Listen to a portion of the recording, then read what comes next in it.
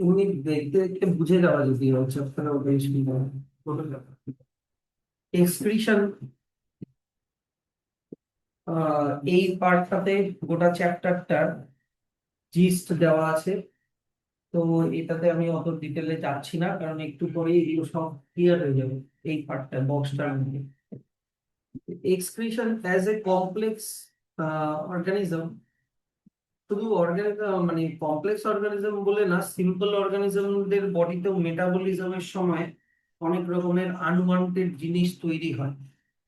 যেরকম আমাদের বডির একটা মেটাবলিজম হচ্ছে রেসপিরেশন। রেসপিরেশনে একটা জিনিস তৈরি হয় কার্বন ডাই অক্সাইড।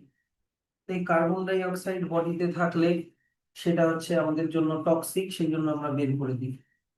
তারপরে যখন আমাদের লিভারে প্রোটিন ব্রেকডাউন হয়, তখন একটা ওয়েস্ট প্রোডাক্ট তৈরি হয় যেটা নাম হচ্ছে ইউরিয়া। সেই ইউরিয়াটাও বডিতে জমে থাকলে আমাদের টক্সিক হয়ে যাবে বডিটা, সেই জন্য সেলের কাজগুলোতে হ্যাম্পার করবে। সেই জন্য এই ইউরিয়াটাকেও আমরা বের করে দিই। তো এইরকম carbon dioxide, urea, ammonia, nitric acid, uric acid, এগুলোকে এই হার্মফুল ওয়েস্ট প্রোডাক্টকে বাইরে বের করাই হচ্ছে এক্সক্রিশন। কিন্তু আমরা এই চ্যাপ্টারে কার্বন ডাই অক্সাইডকে বাইরে বের করা পড়বো না, আমরা ইউরিয়াকে বাইরে বের করা। কার্বন ডাই অক্সাইডকে বাইরে বের করি লাংস দিয়ে, আর ইউরিয়াকে বাইরে বের করি আমরা কিডনি দিয়ে। তো ইউরিয়া বলো, ইউরিক অ্যাসিড বলো, ইউরিয়া বলো, ইউরিক অ্যাসিড বলো, তারপরে হচ্ছে অ্যামোনিয়া বলো, NH3, এগুলো সবই নাইট্রোজেন দিয়ে তৈরি। নাইট্রোজেন সবই নাইট্রোজেনিয়াস ওয়েস্ট প্রোডাক্ট, কারণ এগুলো সবই প্রোটিন থেকে এসছে, এক্সট্রা প্রোটিন থেকে এগুলো এসছে। আর প্রোটিনও নাইট্রোজেন দিয়ে তৈরি। সেই জন্য এক্সক্রিশনের ডেফিনেশন পড়বো কি, যেটা removal of chemical waste mainly nitrogenous waste, মনে রাখবে। নাইট্রোজেনিয়াস ওয়েস্টকে বডির বাইরে বের করার প্রসেসই হচ্ছে এক্সক্রিশন। এবার এক্সক্রিশন আমরা কেন করে থাকি? বডির হোমিওস্ট্যাসিসের জন্য, হোমিওস্ট্যাটিক কন্ডিশনের জন্য। হোমিওস্ট্যাসিস কাকে বলে? বডির কন্ডিশন, বডির ভিতরে কন্ডিশন সবসময় সেম রাখাকে হোমিওস্ট্যাসিস বলে। যেমন ইউরিয়া আমরা বডিতে রাখতে চাই না, ওটাকে বের করে দিলাম, হোমিওস্ট্যাসিস করলাম। বডিতে জল বেড়ে গেল, জলকে বের করে দিলাম সোয়েটিং করে, ইউরিন করে, তাহলে বডিতে জলের যা কন্ডিশন ওটা ঠিক থাকলো, এটাকে হোমিওস্ট্যাসিস বলে। আমাদের বডি টেম্পারেচার 37 ডিগ্রি সেলসিয়াস, বেড়ে গেল সোয়েটিং করলাম, কমে গেল শিভারিং করলাম, করে বডি টেম্পারেচার 37ই রাখলাম, এটাকে হোমিওস্ট্যাসিস বলে। হোমিওস্ট্যাসিস মানে কি বললাম তাহলে? বডির একটা সেম কন্ডিশন রাখা, স্টেডি স্টেট রাখাকে হোমিওস্ট্যাসিস বলে। আর যেই অর্গানগুলো আমাদের এক্সক্রিটরি সিস্টেমটা, অর্গানগুলো থাকে, সেই সবগুলো অর্গানকে একসাথে এক্সক্রিটরি সিস্টেম বলে। তো excretory system or urinary system, excretory system or urinary system, দেখো এক্সক্রিটরি সিস্টেম একটা অনেক বড় ব্যাপার। এক্সক্রিটরি সিস্টেমের মধ্যে তোমাকে স্কিনও এক্সক্রিশন করে সোয়েটিং করে, লাংসও এক্সক্রিশন করে কার্বন ডাই অক্সাইডকে বের করে, কিডনিও এক্সক্রিশন করে, লিভারও এক্সক্রিশন করে। তো এক্সক্রিটরি সিস্টেমটা অনেক বড় ব্যাপার। যার তারপরে হচ্ছে উম দেখো, excretory system should not be confused with defecation. Defecation মানে ফিসিসকে বাইরে বের করে দেওয়াকে ডেফিকেশন বলে, আনডাইজেস্টেড ফুডকে বাইরে বের করে দেওয়া। এটাকে এক্সক্রিশনের সঙ্গে কনফিউজ করলে চলবে না, ওটাকে ইজেশন বলে, ডাইজেস্টিভ সিস্টেম। তো ফিসিস তোমার হচ্ছে আনডাইজেস্টেড ফুড, ওটা মেটাবলিজমের জন্য তৈরি হওয়া টক্সিক ওয়েস্ট না, আনডাইজেস্টেড ফুড ওটা আলাদা জিনিস। তারপরে হচ্ছে কার্বন ডাই অক্সাইডকে বাইরে বের করা, এটা is a part of respiration and not excretion বলেছে। মানে একদম এটা একদম ঠিক বলেনি, নট এক্সক্রিশন বলাটা ঠিক না। কার্বন ডাই অক্সাইডকে বাইরে বের করাও এক্সক্রিশন। তো যাই হোক, যেটা লেখা আছে সেটাই পড়বা। কিন্তু হিউম্যানের ক্ষেত্রে এক্সক্রিটরি সিস্টেম ওগুলোকে বাদ দিয়ে ওটাকে বলেছে urinary system is more appropriate, কারণ এখানে আমরা ইউরিনকে বাইরে বের করছি, যে ইউরিনটা হচ্ছে একটা নাইট্রোজেনিয়াস ওয়েস্ট। এই জায়গাটা একটু ভালো করে করে দেখো। নেক্সট চলে আসো স্যার, আমরা কি কি বডির বাইরে বের করে দিই? আমরা বডির বাইরে কার্বন ডাই অক্সাইডকে বের করি, ওয়াটার ভেপারকে বের করি যেগুলো রেসপিরেশনের সময় তৈরি হয়, নাইট্রোজেনিয়াস ওয়েস্টকে তৈরি করি যেটা মেটাবলিক ওয়েস্ট, মেটাবলিজমের সময় তৈরি হয়, এক্সেস সল্ট আর ভিটামিনকে বের করি যেগুলো হচ্ছে ডাইজেশনের সময় তৈরি হয়, এক্সেস ওয়াটারকে বের করি, বাইল পিগমেন্ট আরবিসি যখন ডেড হয়ে যায় আরবিসি থেকে বাইল তৈরি হয় সেটাকেও আমরা বাইরে বের করি। তো এগুলো হচ্ছে আমাদের এক্সক্রিটরি সাবস্টেন্সেস। প্রথমে তো চলে আসি carbon dioxide and water. এটা আশা করি বেশি আমাকে বলতে হবে না যে প্রত্যেকটা অর্গানিজমে কি করে এনার্জি তৈরি করে যখন রেসপিরেশন করে, ওই এনার্জি তৈরি করার সময় কি করে গ্লুকোজকে ব্রেক ডাউন করে অক্সিজেন দিয়ে, অক্সিডাইজিং গ্লুকোজ, তাতে করে কি তৈরি হয় কার্বন ডাই অক্সাইড আর ওয়াটার ভেপার। এইগুলোকে আমরা লাংস দিয়ে বাইরে বের করে দিই, এক্সট্রা ওয়াটারকে লাংস ছাড়াও আমরা সোয়েট দিয়েও বাইরে বের করে দিই। নেক্সট যেটা এক্সক্রিটরি প্রোডাক্ট বলেছে নাইট্রোজেনিয়াস ওয়েস্ট, আর এইটা থেকে কোয়েশ্চেন আসবেই আসবে যে নাইট্রোজেনিয়াস ওয়েস্ট বলতে অনেক কিছু হতে পারে, ইউরিয়া, ইউরিক অ্যাসিড হতে পারে, অ্যামোনিয়া হতে পারে। ইউরিয়া হচ্ছে তোমার হিউম্যানদের ইউরিয়া, ম্যামালসদের ইউরিয়া হয়, ম্যামালসদের ইউরিয়া হয়। তারপরে হচ্ছে ইউরিক অ্যাসিড হয় হচ্ছে তোমার বার্ডসদের, বার্ডস। আর অ্যামোনিয়া হয় হচ্ছে তোমার অ্যাকোয়াটিক অ্যানিমালসদের, অ্যাকোয়াটিক অ্যানিমালসদের হয় অ্যামোনিয়া। এবার স্যার এইটা তিনটার মধ্যে সব থেকে টক্সিক কোনটা? সব থেকে টক্সিক হচ্ছে ইউরিয়া। ইউরিয়া ফর্মুলা, ইউরিয়ার ফর্মুলা হচ্ছে, ইউরিয়ার ফর্মুলা হচ্ছে আমি বলে দিই, ইউরিয়ার ফর্মুলা হচ্ছে তোমার NH2 whole two CO, NH2 whole two CO, এটা হচ্ছে ইউরিয়ার ফর্মুলা। তারপরে হচ্ছে ইউরিক অ্যাসিডের ফর্মুলা, ইউরিক অ্যাসিডের ফর্মুলা হচ্ছে তোমার C5, ইউরিক অ্যাসিডের ফর্মুলা হচ্ছে C5H4N4O3। আর অ্যামোনিয়ার ফর্মুলা তো তোমরা জানোই, NH3, NH3। অ্যামোনিয়াম হচ্ছে NH4 আর অ্যামোনিয়া হচ্ছে NH3। তো স্যার এগুলোর কারণ আছে, কারণ কেমন, কেন এমন, যেমন অ্যাকোয়াটিক অ্যানিমালসরা অ্যামোনিয়া কেন তৈরি করে, কারণ ammonia is soluble in water, আর অ্যাকোয়াটিক অ্যানিমালসরা ওয়াটারে থাকে, তাই ওরা অ্যামোনিয়া ফর্মে তৈরি করে যাতে বের করতে সুবিধা হয়। তারপরে হচ্ছে বার্ডসরা কেন ইউরিক অ্যাসিড বানায়, কারণ ওদের এগ শেলটাও তোমার ইউরিয়া, চুন এই ধরনের জিনিস দিয়ে তৈরি, এগুলো লাগে। প্লাস বার্ডস অত জল খায় না, সেই জন্য দেখবা বার্ডস এর যে ফিসিস, কখনো পায়রার ফিসিস বা কাকের ফিসিস বা বার্ডের ফিসিস যদি বা বাইকের সিটে বা যেখানে হোক দেখো, দেখবা একটা সাদা পার্ট থাকে আর একটা কালো পার্ট থাকে ফিসিসের মধ্যে। কালো পার্টটা হচ্ছে আনডাইজেস্টেড ফুড, কিন্তু সাদা পার্টটা হচ্ছে ইউরিক অ্যাসিড। হ্যাঁ, আর সব থেকে টক্সিক হচ্ছে ইউরিয়া, এবার তার জন্য আমাদের হাইলি অর্গানাইজড কিডনি থাকে। তো দিস আর দ্য মেইন। এবার ব্যাপারটা হচ্ছে যারা ইউরিয়া তৈরি করে যেমন ম্যামালস, আমাদেরকে বলে ইউরিওটেলিক, আমাদেরকে বলে ইউরিওটেলিক। যারা বার্ডস মানে যারা ইউরিক অ্যাসিড তৈরি করে তাদেরকে বলে ইউরিকোটেলিক, তাদেরকে বলে ইউরিকোটেলিক। আর যারা অ্যামোনিয়া তৈরি করে তাদেরকে বলে অ্যামোনোটেলিক, তাদেরকে বলে অ্যামোনোটেলিক অ্যানিমালস। এগুলো আমি বলে রাখলাম, নাই যদিও, বাট বলে জেনে রাখা ভালো, তোমাদের ভালোই ডিটেলসে থাকে। তো স্যার এই জিনিসগুলো কোথায় তৈরি হয় মনে রাখবা, এগুলো তৈরি হয় লিভারে, ম্যামালসের কথা বলেছি কিন্তু। হ্যাঁ স্যার, আমাদের বডিতে কি অ্যামোনিয়া আর ইউরিক অ্যাসিড তৈরি হয় না? হ্যাঁ হয়, কিন্তু ওটা আলটিমেটলি আমরা ইউরিয়াতেই কনভার্ট করে নিই। ঠিক আছে, আমাদের বডিতেও তৈরি হয় ইউরিক অ্যাসিড, অ্যামোনিয়া তৈরি হয়, কিন্তু ওগুলো আমরা ইউরিয়াতে কনভার্ট করে তারপরেই বাইরে বের করি। তো কোথায় তৈরি হয়? লিভারে তৈরি হয়। স্যার কখন তৈরি হয়? Dead protein, extra dead protein বা মনে করো remains of the other tissues that are brought to it, মানে লিভারের মধ্যে অন্যান্য টিস্যু থেকে যে ডেড প্রোটিন গুলো আসে সেগুলো। এছাড়া আর কি থেকে তৈরি হয়? এক্সট্রা অ্যামাইনো অ্যাসিড থেকে তৈরি হয়। এক্সট্রা অ্যামাইনো অ্যাসিড, সেগুলো ডাইজেশনের সময় দেখা গেলো কোনো প্রোটিন বা অ্যামাইনো অ্যাসিড ডাইজেস্ট করলো না, সেগুলো লিভারে চলে যায়। আর এগুলোকে আমরা স্টোর করে রাখতে পারি না। They are broken down in liver to produce usable, also storable glucose and the urea that has to be excreted out. মানে যখন এই প্রোটিন, তারপরে অ্যামাইনো অ্যাসিড, এটাকে আমি এই দিকে সাইডে লিখে দিই বাবা।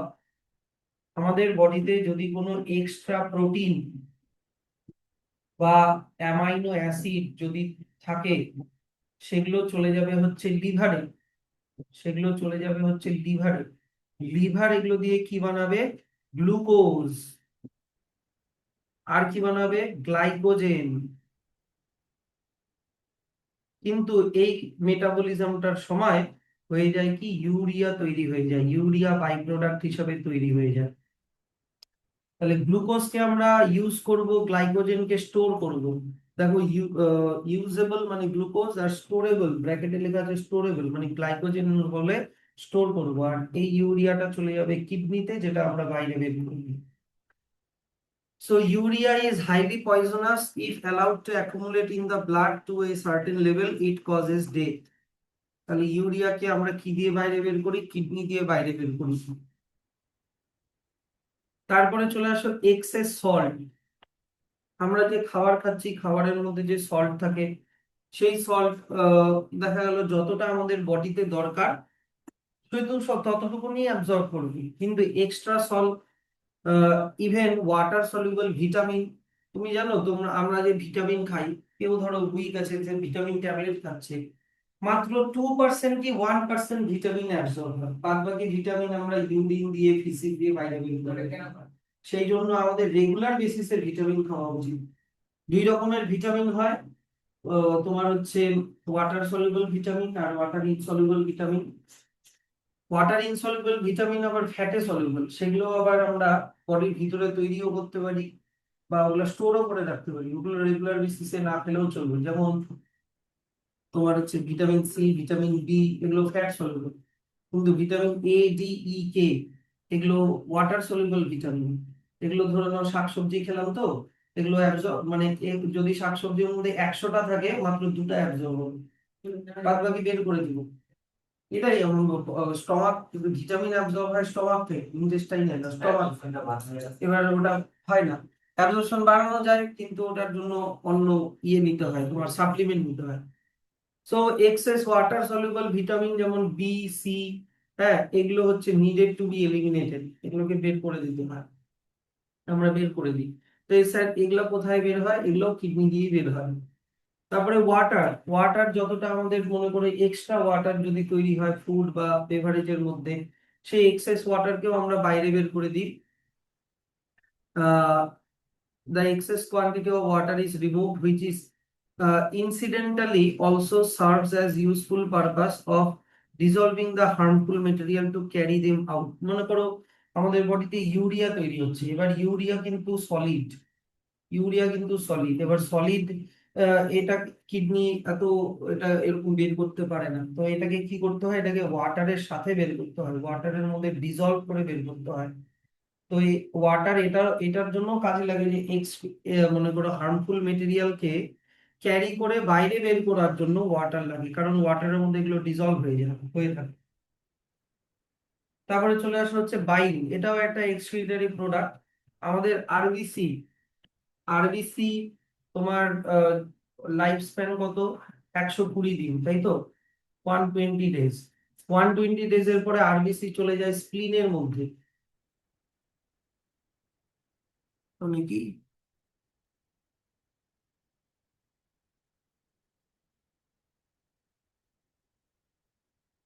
একটু ফ্লাকচুয়েট করলো না, ভাবলাম গেল না। 120 ডেজের পরে আরবিসি চলে যায় স্প্লিনের মধ্যে। এবার আরবিসি মধ্যে যে হিমোগ্লোবিন আছে, আরবিসির মধ্যে যে হিমোগ্লোবিন আছে, এই হিমোগ্লোবিনটা ব্রেক হয়। ব্রেক হয়ে হিম আলাদা হয়ে যায় আর গ্লোবিন আলাদা হয়ে যায়। হিম আলাদা হয়ে যায় আর গ্লোবিন আলাদা হয়ে যায়। এবার হিমটা হচ্ছে আয়রন দিয়ে তৈরি একটা মনে করো প্রোডাক্ট। তো এই হিমটা আবার নতুন আরবিসি ফরমেশনে চলে যাবে, কিন্তু গ্লোবিনটা চলে যায় হচ্ছে লিভারে। গ্লোবিনটা চলে যায় হচ্ছে লিভারে। লিভার এই গ্লোবিন প্রোটিন দিয়ে বানায় হচ্ছে বাইল। বাইল যেটা ফ্যাটের ডাইজেশনে হেল্প করে, মনে আছে ডাইজেশনে, বাইল জুস। তো গ্লোবিনটা চলে যায় লিভারে। এবার এই বাইলটা যখন স্মল ইন্টেস্টাইনে যায়, বাইলটা যখন স্মল ইন্টেস্টাইনে যায়, তখন এই বাইলটা ব্রেক হয়ে তোমার দুই রকমের সল্ট তৈরি হয়।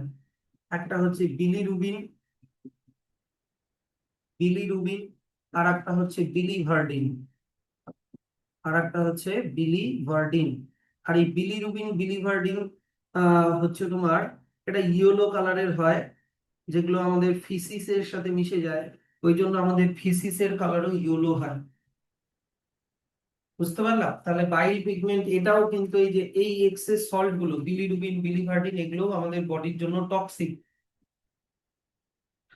তো এটা দেখো, এই যে দেখা আছে যে breakdown products of haemoglobin of our dead RBC. Liver এগুলোকে এক্সট্রাক্ট করে, করে নিয়ে ওগুলো দিয়ে বাইল বানায়। বাইলটা চলে যায় যে স্মল ইন্টেস্টাইনে। ডুওডেনাম কিন্তু স্মল ইন্টেস্টাইনেরই পার্ট। কমন বাইল ডাক্ট দিয়ে স্মল ইন্টেস্টাইনে চলে যায়। তারপরে পিগমেন্ট গুলো মডিফাই হয়ে যায়, কিসে মডিফাই হয়ে যায়?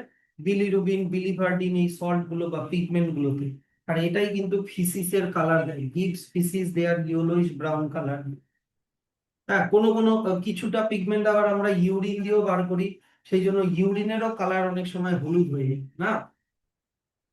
এবার what is excretion? Excretion is the process of removal of harmful and unwanted nitrogenous waste product. এটা আগেও ছিল। হ্যাঁ, তাহলে এবার চলে আসো এক্সক্রিটরি অর্গ্যানস। আমাদের বডির এক্সক্রিটরি অর্গ্যান, প্রথমে চলে আসো হচ্ছে কিডনি। কিডনি হচ্ছে প্রাইমারি এক্সক্রিটরি অর্গান, কারণ ওখানেই ব্লাডটা ফিল্টার হয়ে নাইট্রোজেনিয়াস ওয়েস্টকে আউট, মানে ফিল্টার করে দিচ্ছে, ইউরিয়া করে দিচ্ছে, আর ক্লিন ব্লাডটাকে বাইরে মানে বডিতে সার্কুলেশন করে দিচ্ছে। আর কিডনি ছাড়াও কিডনির সাথে আরো অনেক অর্গান লেগে থাকে, ইউরেটার, ইউরিনারি ব্লাডার, ইউরেথ্রা, এগুলো আমরা পরে পড়ছি। কিডনি বাদ দিয়ে আর কি কি হয়? এখানে এক্সক্রিটরি অর্গান গুলো দেওয়া আছে, মেইন এক্সক্রিটরি অর্গান কিডনি, কিন্তু কিডনির সাথে আরো অনেক কিছু লেগে আছে, ইউরেটার, ইউরিনারি ব্লাডার, ইউরেথ্রা। এছাড়া অ্যাক্সেসরি এক্সক্রিটরি অর্গান কি কি হয়? স্কিন, লাংস আর লিভার। স্কিন, স্যার স্কিন দিয়ে আমরা কি এক্সক্রিশন করি? সোয়েট। সোয়েটের মধ্যে থাকে হচ্ছে লবণ, জল, এগুলো থাকে। এই যে সোয়েট গ্ল্যান্ড থাকে স্কিনের নিচে, যেগুলো আমরা কি এক্সক্রিট করি? এক্সট্রা ওয়াটার, তারপর হচ্ছে সোডিয়াম ক্লোরাইড, একটু ইউরিয়া, একটু ল্যাকটিক অ্যাসিড, এগুলো থাকে সোয়েটের মধ্যে। সোয়েট আমাদের বডি থেকে এই এক্সক্রিটরি প্রোডাক্ট গুলোকে বাইরে বের করা ছাড়াও বডিকে কুল রাখে। ঠিক ঠিক আছে, সেই জন্য লেখা আছে they are not excretory in function. Main function হচ্ছে আমাদের বডিকে কুল রাখা, আর এক্সক্রিশন করা ওর সেকেন্ডারি ফাংশন। লাংস, লাংস হচ্ছে বডি থেকে কার্বন ডাই অক্সাইডকে বের করে। লিভার, লিভার অনেক সময় আমাদের কি করে, অ্যামোনিয়াকে, আমাদের বডিতে অ্যামোনিয়াও তৈরি হয়, ওটাকে ইউরিয়াতে কনভার্ট করে। ইউরিয়া তারপরে ইউরিন দিয়ে বাইরে আমরা বের করে দিই। এছাড়া লিভার ব্যাড কোলেস্টেরলকেও ব্রেক করে দেয়, অ্যালকোহলকে ব্রেক করে দেয়, নিকোটিনকে ব্রেক করে দেয়, ড্রাগসকে ব্রেক করে দেয়, ওষুধ, ওষুধ এক্সট্রা ওষুধ বা ওষুধের হার্মফুল প্রোডাক্টসকেও বের করে দেয়। ইভেন আমাদের বডিতে যদি কেমিক্যাল ফার্টিলাইজার, কেমিক্যাল পেস্টিসাইড এগুলো যদি ঢুকে যায়, ওগুলো লিভারের সেলের মধ্যে ওগুলো ডিটক্সিফাই হয় না। তারপরে চলে আসো list of substance eliminated from the body. Excess ওয়াটারকে বের করব, তারপরে হচ্ছে ইউরিয়াকে বের করব, কার্বন ডাই অক্সাইডকে বের করব, এক্সেস সল্টকে বের করব, ইউরিক অ্যাসিডকে বের করব। এগুলো জিনিসকে আমরা বাইরে বের করব। Give two examples of the following. Nitrogenous waste লেখা হচ্ছে urea, uric acid, ammonia, bile pigment লেখো bilirubin, biliverdin, bilirubin, biliverdin. Main excretory organ লিখে দাও কিডনি, এক্সক্রিটরি অর্গান লিখে রাখো স্কিন। দুটা লিখতে হবে, main excretory organ kidney, organs. কিডনির সাথে ইউরিনারি ব্লাডার লিখে দাও, ইউরিনারি ব্লাডার লিখে দাও। তারপরে অ্যাক্সিলারি অর্গান স্কিন আর লাংস লিখে দাও। আর ওয়াটার সলিউবল ভিটামিন লিখে দাও B comma C, vitamin B আর ভিটামিন সি। ঠিক আছে, এবার চলে আসো কিডনি। কিডনি হচ্ছে একটা বিন শেপড অর্গান। কিডনি হচ্ছে একটা বিন শেপড অর্গান, যেটা লেন্থ হচ্ছে 10 সেন্টিমিটার আর ব্রেথ হচ্ছে তোমার 6 সেন্টিমিটার, মানে এই যে এতটা, এইটুকু। আমাদের এক একটা kidney। হ্যাঁ, এইটুকুনি হয়। তো এটা কি আমাদের ব্যাকবোন যে আছে, মানে ভার্টিব্রাল কলাম, তার দুই সাইডে থাকে পিছন দিকে, either side of the backbone. And এটা হচ্ছে আমাদের লাস্টের মানে পাঁজরের যে হাড্ডি, বুকের মধ্যে যে রিবস গুলো আছে, লাস্ট যে দুটো রিবস আছে, লাস্ট 2 পেয়ার্স অফ রিবস দিয়ে এটা প্রোটেক্টেড থাকে। মানে অনেকটা এরকম, এই যে চেস্টের হাড্ডি গুলো আসছে তোমার 13টার মতো থাকবে, হ্যাঁ, ফ্লোটিং যে রিবস গুলো আছে, লাস্টের যে দুটো 2 পেয়ার্স অফ ফ্লোটিং রিবস, ওর ভিতরে থাকে কিডনি, এই জায়গাটায়। আর মাঝখান দিয়ে গেছে ধরো না, পিছন দিক দিয়ে মাঝখান দিয়ে গেছে ভার্টিব্রাল কলাম। তারপরে হচ্ছে kidney slightly lower level, right side kidney একটু নিচের দিকে থাকে বাঁ দিকের কিডনিটা থেকে, রাইট সাইডের কিডনিটা একটু নিচের দিকে থাকে। এইবার হচ্ছে এ টিউব ইউরেটার। আচ্ছা, এইখান থেকে আমি আগে এই জিনিসগুলো বলে দিই। দেখো, উম এখানে বলে দিই। মনে করো এটা হচ্ছে একটা কিডনি, দুই দিকে দুটো কিডনি। এবার কিডনি থেকে আবার একটা এরকম টিউব বেরিয়েছে, কিডনি থেকে এরকম একটা টিউব বেরিয়েছে, টিউবটার নিচে একটা ব্যাগ লাইক স্ট্রাকচারের সাথে কানেক্টেড। এবার কিডনির মধ্যে তোমার এই একটা জিনিস দিয়ে,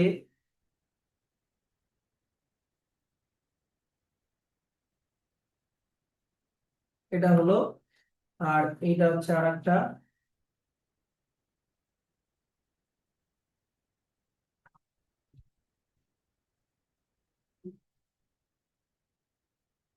এরকম এরকম করে ফটাফট আঁকিয়ে দিতে হবে, পরীক্ষায় আসতে পারে এই ছবিটা, ফটাফট আঁকবা। তো এইটা তো হয়ে গেল কিডনি। এবার কিডনির মধ্যে খারাপ ব্লাডকে ঢুকায় রেনাল আর্টারি। রেনাল আর্টারি হচ্ছে তোমার ব্যাড ব্লাডকে ঢুকাবে। এখানে ব্যাড ব্লাড মানে কিন্তু ডিঅক্সিজেনেটেড ব্লাড ভাববা না, ইউরিয়া কন্টেইনিং ব্লাড। কারণ হার্টের চ্যাপ্টারে পড়েছি আর্টারি আবার অক্সিজেনেটেড ব্লাডকে ক্যারি করে না, কিন্তু এখানে আর্টারি কিন্তু উল্টা ব্যাড ব্লাড মানে ইউরিয়া কন্টেইনিং ব্লাডকে ঢুকাবে। আর গুড ব্লাডকে বের করে হচ্ছে রেনাল ভেইন। রেনাল ভেইন হচ্ছে ভালো ব্লাডকে বের করবে, গুড ব্লাডকে মানে ফিল্টার হয়ে যাওয়া গুড ব্লাডকে বাইরে বের করবে। মানে জিনিসটা অনেকটা এরকম করে ভাবো, এইদিকে দেখো, এই দিক দিয়ে ব্যাড ব্লাড ঢুকছে, এই দিক দিয়ে ব্যাড ব্লাড ঢুকলো, রেনাল আর্টারি দিয়ে ঢুকছে, ঠিক আছে, রেনাল আর্টারি দিয়ে ব্যাড ব্লাড ঢুকলো, ঢুকে ওইটার ফিল্টার হলো, ফিল্টার হলো, ফিল্টার হওয়া মানে কি ইউরিয়াটা আলাদা হয়ে গেল, ইউরিয়াটা আলাদা হয়ে গেল, ইউরিয়ার সাথে একটু ওয়াটারও নিয়ে নেয়, আরো অনেক কিছু হবে। আর গুড ব্লাডটা এই যে রেনাল রেনাল ভেইন দিয়ে, রেনাল ভেইন দিয়ে চলে গেল আমাদের পস্টেরিয়র ভেনা কেভার সাথে কানেক্ট হয়ে যাবে, হার্টের যে নিচ দিক থেকে ইনফিরিয়র ভেনা কেভা মনে আছে, ওইটার সাথে গিয়ে কানেক্ট হয়ে যাবে। এবার কোয়েশ্চেনটা হচ্ছে যে স্যার এই ইউরিয়া ওয়াটার এটার হবেটা কি, এটা কি কিডনির মধ্যেই থাকবে না, এইটা বেরোবে এইটা দিয়ে, এই জায়গাটা দিয়ে বেরোবে, এটার নাম হচ্ছে ইউরেটার। ইউরিনটা বেরোবে ইউরেটার দিয়ে, ইউরেটার দিয়ে গিয়ে ওটা এইটার নাম এইখানে গিয়ে জমা হবে, এইটার নাম হচ্ছে ইউরিনারি ব্লাডার। এটার নাম হচ্ছে ইউরিনারি ব্লাডার। এবার ইউরিনারি ব্লাডারের দিকে নিচের দিকে এইখানে একটা অর্গান থাকে, এটার নাম হচ্ছে ইউরেথ্রা। একটা টিউব থাকে যেটার নাম হচ্ছে ইউরেথ্রা। আর ইউরেথ্রা দিয়ে, urethra is controlled by a muscle, যেই মাসলটার নাম হচ্ছে স্ফিংটার মাসল। তো এই স্ফিংটার মাসলটাকে রিল্যাক্স করে ইউরেথ্রার ওপেন করে আমরা ইউরিনকে বাইরে বের। কি বুঝতে পারলাম মেকানিজমটা? রেনাল আর্টারি দিয়ে ব্যাড ব্লাড ঢুকলো, কিডনিতে ফিল্টার হলো, গুড ব্লাড রেনাল ভেন দিয়ে বেরোয় গেল। ফিল্টার হওয়ার পরে যে ইউরিয়া ওয়াটার, ওগুলো ইউরেটার দিয়ে নিচে আসবে, ইউরিনারি ব্লাডারে জমা হবে, ইউরেথ্রা দিয়ে বাইরে বের করে দেবো। Simple mechanism. হুম। হ্যাঁ, স্ফিংটার মাসল অনেক জায়গাতে থাকে। ডাইজেস্টিভ স্টমাক আর ইন্টেস্টাইনের মাঝখানেও স্ফিংটার মাসল থাকে, কন্ট্রোল করে। কোনো কোনো স্ফিংটার মাসল আমাদের কন্ট্রোলে থাকে, কোনো কোনো থাকে না। যেমন আমাদের ইউরেথ্রার স্ফিংটার মাসল কিছুটা আমাদের কন্ট্রোলে, রেকটামের স্ফিংটার মাসল কিছুটা কন্ট্রোলে। ওগুলো আমরা মানে পেচ্ছাপ চাপিয়ে রাখতে পারি কিছুক্ষণ, তারপরে হচ্ছে পায়খানাও চাপিয়ে রাখতে পারি, কিন্তু অতটাও না, মানে যখন মানে খুব আর্জেন্সি হবে তখন কিন্তু হয় না। আর বাচ্চাদের আর বয়স্কদের এই স্ফিংটার মাসলটা উইক থাকে, সেই জন্য ওরা প্যান্টে বিছানায় করে দেয়। ইয়ং পার্সনদের এগুলো স্ট্রং থাকে। আর স্টমাক আর ইন্টেস্টাইনের মাঝখানে যে স্ফিংটার মাসল, ওটা আমাদের কন্ট্রোলে নেই। স্টমাকের মধ্যে ডাইজেশন কমপ্লিট হলেই স্ফিংটার মাসল ওপেন হয়ে তারপরে স্মল ইন্টেস্টাইনে যাবে। তো এবার কিডনি বলে দিলাম তো, কিডনি জিনিসটা বলে দিলাম। এবার কিডনির ইন্টারনাল স্ট্রাকচারটা কি এখান থেকেই শুরু করে দিয়েছে? না, এটা তো পরে আছে। আহ এইখানে কি কি লেখা আছে? এখানে হচ্ছে কিডনি বলা আছে, তারপরে ইউরেটার বলা আছে, যেটা হচ্ছে কিডনি থেকে বেরোচ্ছে ইউরেটার, যেটা ইউরিনকে ইউরিনারি ব্লাডারে নিয়ে যাবে। আর এখানে একটা জিনিস বলেছে হাইলাম। হাইলাম হচ্ছে কোন জায়গাটা বলো তো? এই যে দেখো, কিডনির যে নচ, নচ মানে কি এই যে ভাঁজটা, কিডনির মধ্যে এই যে ভাঁজটা যেখান দিয়ে ইউরেটার বেরিয়েছে, এই নচটার নাম মানে এই খাঁজটার নাম হচ্ছে হাইলাম।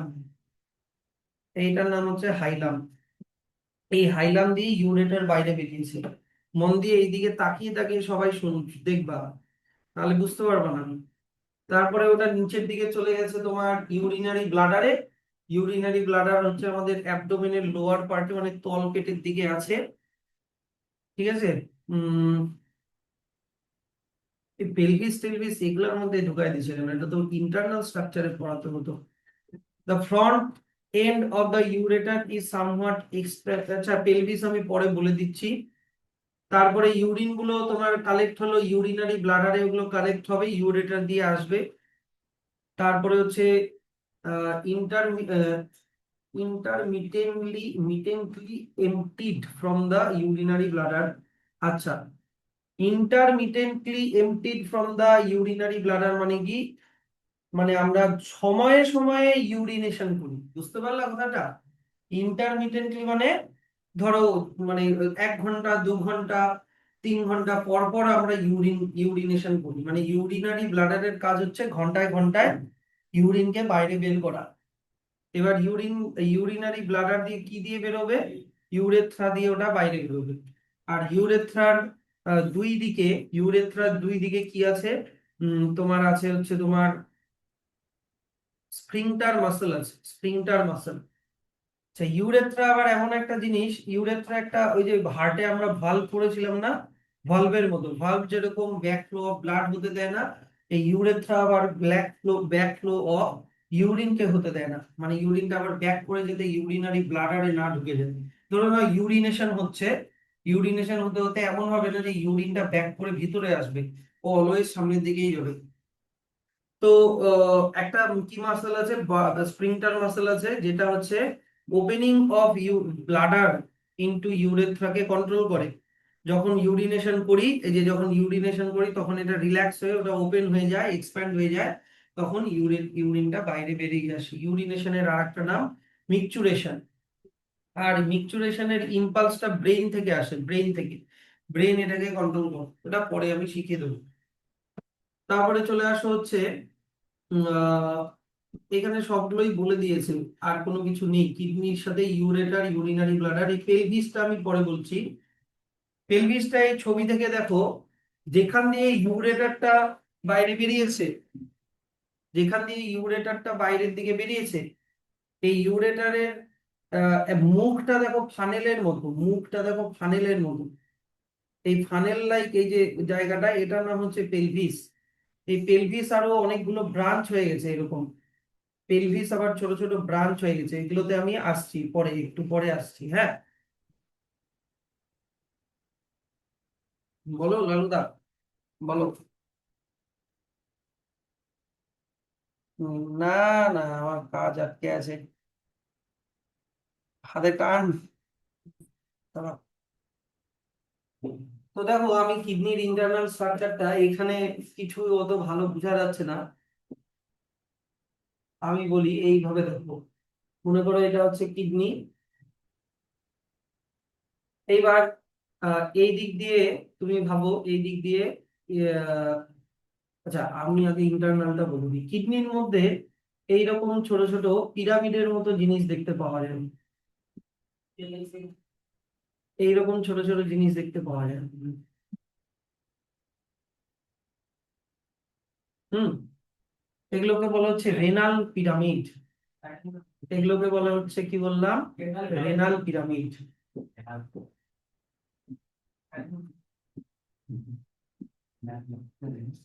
রেনাল, কিডনি রিলেটেড যে কোনো জিনিসকেই রেনাল বলে, লাংস রিলেটেড যে কোনো জিনিসকে পালমোনারি বলে। Renal pyramid. এবার রেনাল পিরামিডের যেই যেই জায়গাটাতে তুমি দেখতে পাচ্ছ রেনাল পিরামিডটা আছে, মানে জিনিসটাকে এইভাবে ভাবো, আমি কিডনিটাকে দুটো রিজিয়নে ডিভাইড করে দিচ্ছি, বুঝতে পারছো এবার? এই এই দুটো রিজিয়নে ডিভাইড করে দিলাম। বাইরের যে রিজিয়নটা, বাইরের যে রিজিয়নটা এটাকে বলে কর্টেক্স। সবাই এইদিকে দেখো, বাইরের রিজিয়নটাকে বলে কর্টেক্স। আর ভিতরের এই যে এই রিজিয়নটা, এইটাকে বলে হচ্ছে মেডুলা। যেই জায়গাগুলোতে পিরামিড গুলো আছে, বুঝলা, ওটাকে বলে হচ্ছে মেডুলা। এইবার এখন এটা মুছে দিলে অসুবিধা হবে না আশা করি, বুঝতে পারছো তো? তো এই দিক দিয়ে তোমার ইউরেটারটা এই দিক দিয়ে ঢুকছে, সাপোজ এই দিক দিয়ে ইউরেটারটা ঢুকছে।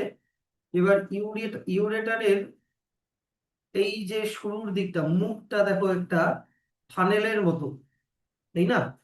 এই জায়গাটার নাম হচ্ছে পেলভিস, পেলভিস। আর কিডনির যে নচটা, যেইখান দিয়ে ইউরেটারটা ঢুকলো, এই যে নচটা, এই যে নচটা, ঠিক না, এই নচটার নাম কি ছিল বলতো? হাইলাম। খাইলাম না, হাইলাম। হাইলাম, এটার নাম হচ্ছে হাইলাম। এইবার প্রত্যেকটা রেনাল পিরামিডের টিপ, এই প্রত্যেকটা রেনাল পিরামিডের টিপ কে বলে প্যাপিলা। PAPI, মেবি স্পেলিংটা PAPI, বাট বইতে লেখা আছে, বুঝে যাবা। আর দুটো রেনাল পিরামিডের মাঝখানে যে জায়গাটা, ধরে নাও এই যে এই জায়গাটা, যেটা দুটো রেনাল পিরামিডের মাঝখানে ঢুকে গেছে, এটাকে বলে রেনাল কলাম। Renal column. এইবার পেলভিসটা যেটা আছে, এই পেলভিসটা ছোট ছোট ব্রাঞ্চে ডিভাইড হয়ে গেছে। এই যে এরকম ব্রাঞ্চ, একটা ব্রাঞ্চ চলে গেল এই, এইটার নাম কি বলেছি, পিরামিডের টিপের নাম কি, প্যাপিলা, প্যাপিলাতে কানেক্টেড। আবার এই জায়গাটা আবার এইটা আবার ব্রাঞ্চ হয়ে আবার এই প্যাপিলাতে কানেক্টেড, আবার এখানে ইয়ে হয়ে আবার এই প্যাপিলাতে কানেক্টেড। এরকম করে প্রত্যেকটা রেনাল পিরামিডের নিচের প্যাপিলার সাথে কানেক্টেড থাকে হচ্ছে পেলভিস। এবার পেলভিসের এই যে ব্রাঞ্চ গুলো, এই ব্রাঞ্চ গুলোর নাম হচ্ছে তোমার, এটা বইতে লেখা নেই, এটার নাম হচ্ছে ক্যালিক্স। এটার নাম হচ্ছে ক্যালিক্স। জিনিসটা বুঝতে পারলা এইটুকুনি? হুম। তো আমি হচ্ছে আহ একটা রেনাল পিরামিড একটু বড় করে ড্র করি, কারণ ওইখানটাতে একটা জিনিস আমাকে বোঝাতে হবে।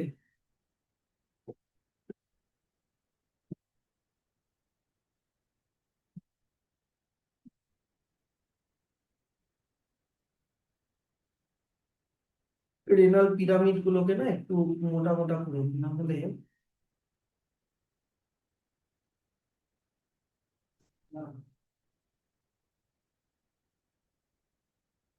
হলো। তো এই যে রেনাল পিরামিডের মধ্যে একটা জিনিস থাকে যেটার নাম হচ্ছে নেফ্রন। নেফ্রনের এইরকম একটা পার্ট থাকে, এটাকে বলে বাউম্যানস ক্যাপসুল।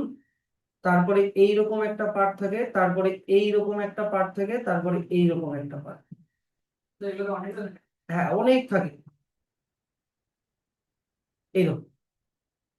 এইটাকে আমাকে একটু, এটাকে সাবধান করতে হবে, কারণ কিছু পার্ট পিরামিডের ভিতরে থাকে, কিছু পার্ট কর্টেক্সের দিকে থাকে। মানে এই যে এইটাকে যদি ডিভাইড করি, হ্যাঁ, তো আমি বলছি দেখো, এইটার নাম এই গোটাটার নাম নেফ্রন। হ্যাঁ, নেফ্রনের অনেকগুলো পার্ট, নেফ্রনের অনেকগুলো পার্ট, পার্টগুলো আরো ভালো করে আমরা একটু পরে শিখবো,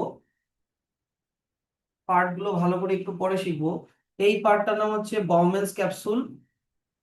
বাউম্যানস ক্যাপসুল, এইটার নাম হচ্ছে পিসিটি, প্রক্সিমাল কনভিউলেটেড টিউবিউল। পরে শিখবো, আমি খালি বলছি নামগুলো শোনো।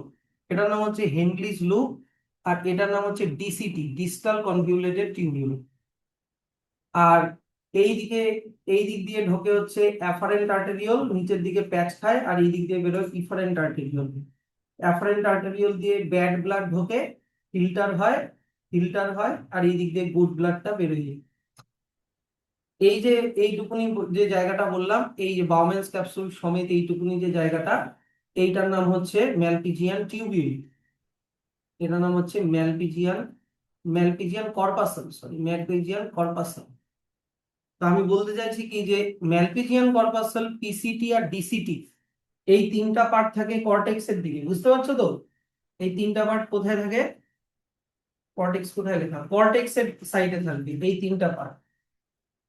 তোমার ম্যালপিজিয়ান টিউবিউল, এই দিক থেকে পিসিটি, আর এই দিক থেকে এটার নাম কি, ডিসিটি। এই তিনটা পার্ট থাকবে কর্টেক্স। হ্যাঁ, আর বাদ বাকি যে পার্টটা, এটার নাম কি বলেছি, হেনলিস লুপ। হেনলিস লুপ এটা থাকবে পিরামিডের ভিতরে। সেই জন্য পিরামিডটা হয় ফাইব্রাস, পিরামিডটা ফাইব্রাস হয় কারণ প্রচুর হেনলিস লুপ এর ভিতরে থাকে। কিন্তু কর্টেক্সটা হয় গ্র্যানিউলার, গ্র্যানিউল মানে ছোট ছোট দানার মতো। কেন? কারণ দানাগুলো হচ্ছে ম্যালপিজিয়ান টিউবিউল। জিনিসটা বুঝলা? এটা আমি একটাই আঁকালাম নেফ্রন, কিন্তু এক একটা পিরামিডের মধ্যে থাউজেন্ডস অফ নেফ্রন থাকে। সেই জন্য এখানে থাউজেন্ডস অফ নেফ্রনের টিউবিউল গুলো ফাইবারের মতো হয়, হয়ে থাকে, আর কর্টেক্স তার দানার মতো হয়ে থাকে। এটা কিন্তু বইতে লেখা আছে, কিন্তু কিন্তু বইয়ের মধ্যে কিন্তু লেখা আছে। তো এনিওয়ে, যদি এবার এই দিক দিয়ে আমি আহ রেনাল আর্টারিকে ঢুকাই, ধরে নাও এই দিক দিয়ে রেনাল আর্টারি ঢুকছে, রেনাল আর্টারি, রেনাল আর্টারিটা মনে হয় অন্য কালার দিয়ে করতে হবে,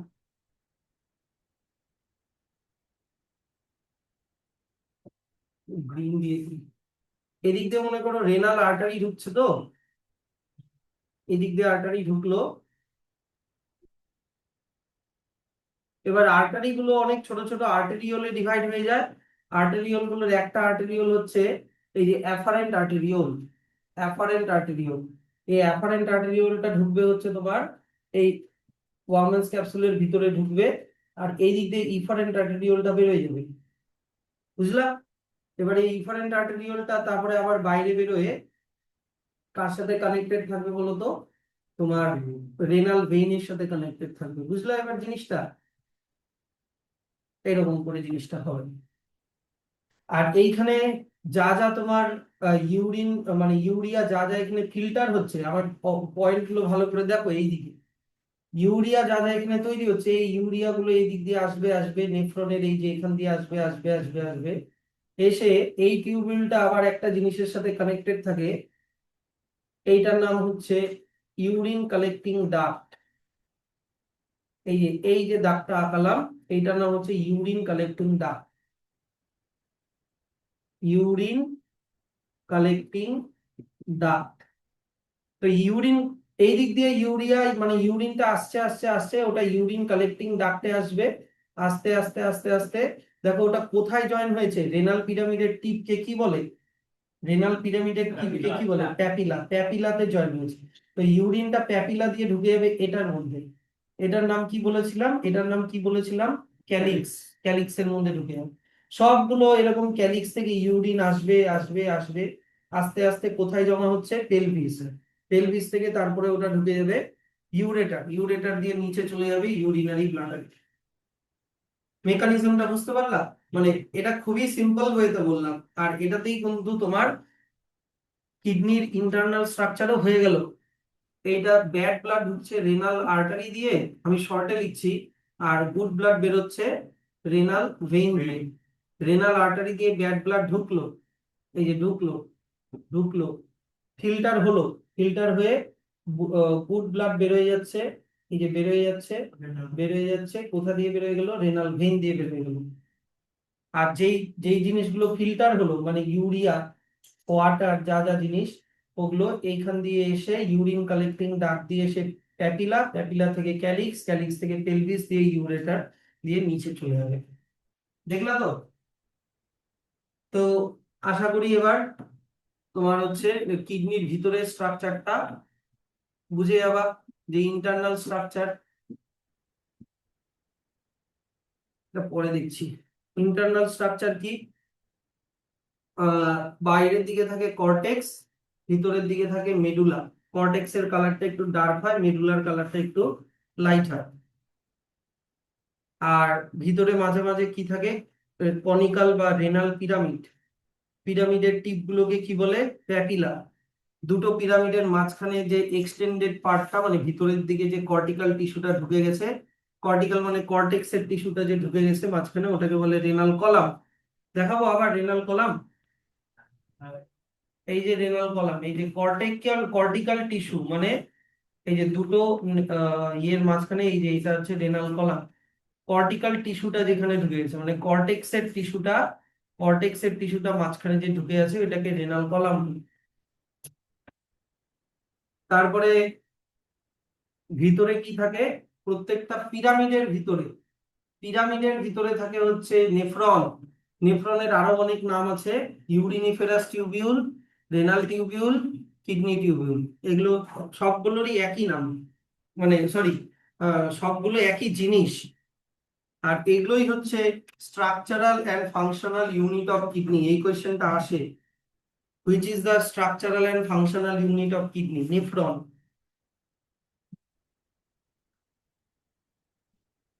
এইবার নেফ্রনের স্ট্রাকচারে চলে আসি। নেফ্রনের স্ট্রাকচার মানে হচ্ছে তোমার এই যে এই স্ট্রাকচারটা, এই যে এটার স্ট্রাকচারটা, প্রত্যেকটা নেফ্রনের স্ট্রাকচার কিরকম দেখতে হয়।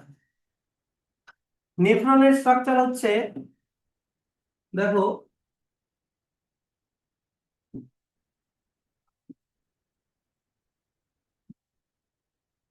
কঠিন লাগছে, ঘুম পেলে তো আমার কিছু করার নাই, এসিটা বন্ধ করা যাবে না, আমার গরম লাগছে। আচ্ছা, নেফ্রনের স্ট্রাকচারটা তোমাদের হয়তো ভালোই ছবি আছে, কিন্তু আরো ভালো বুঝতে পারবা, একটা ছবি দেখাচ্ছি।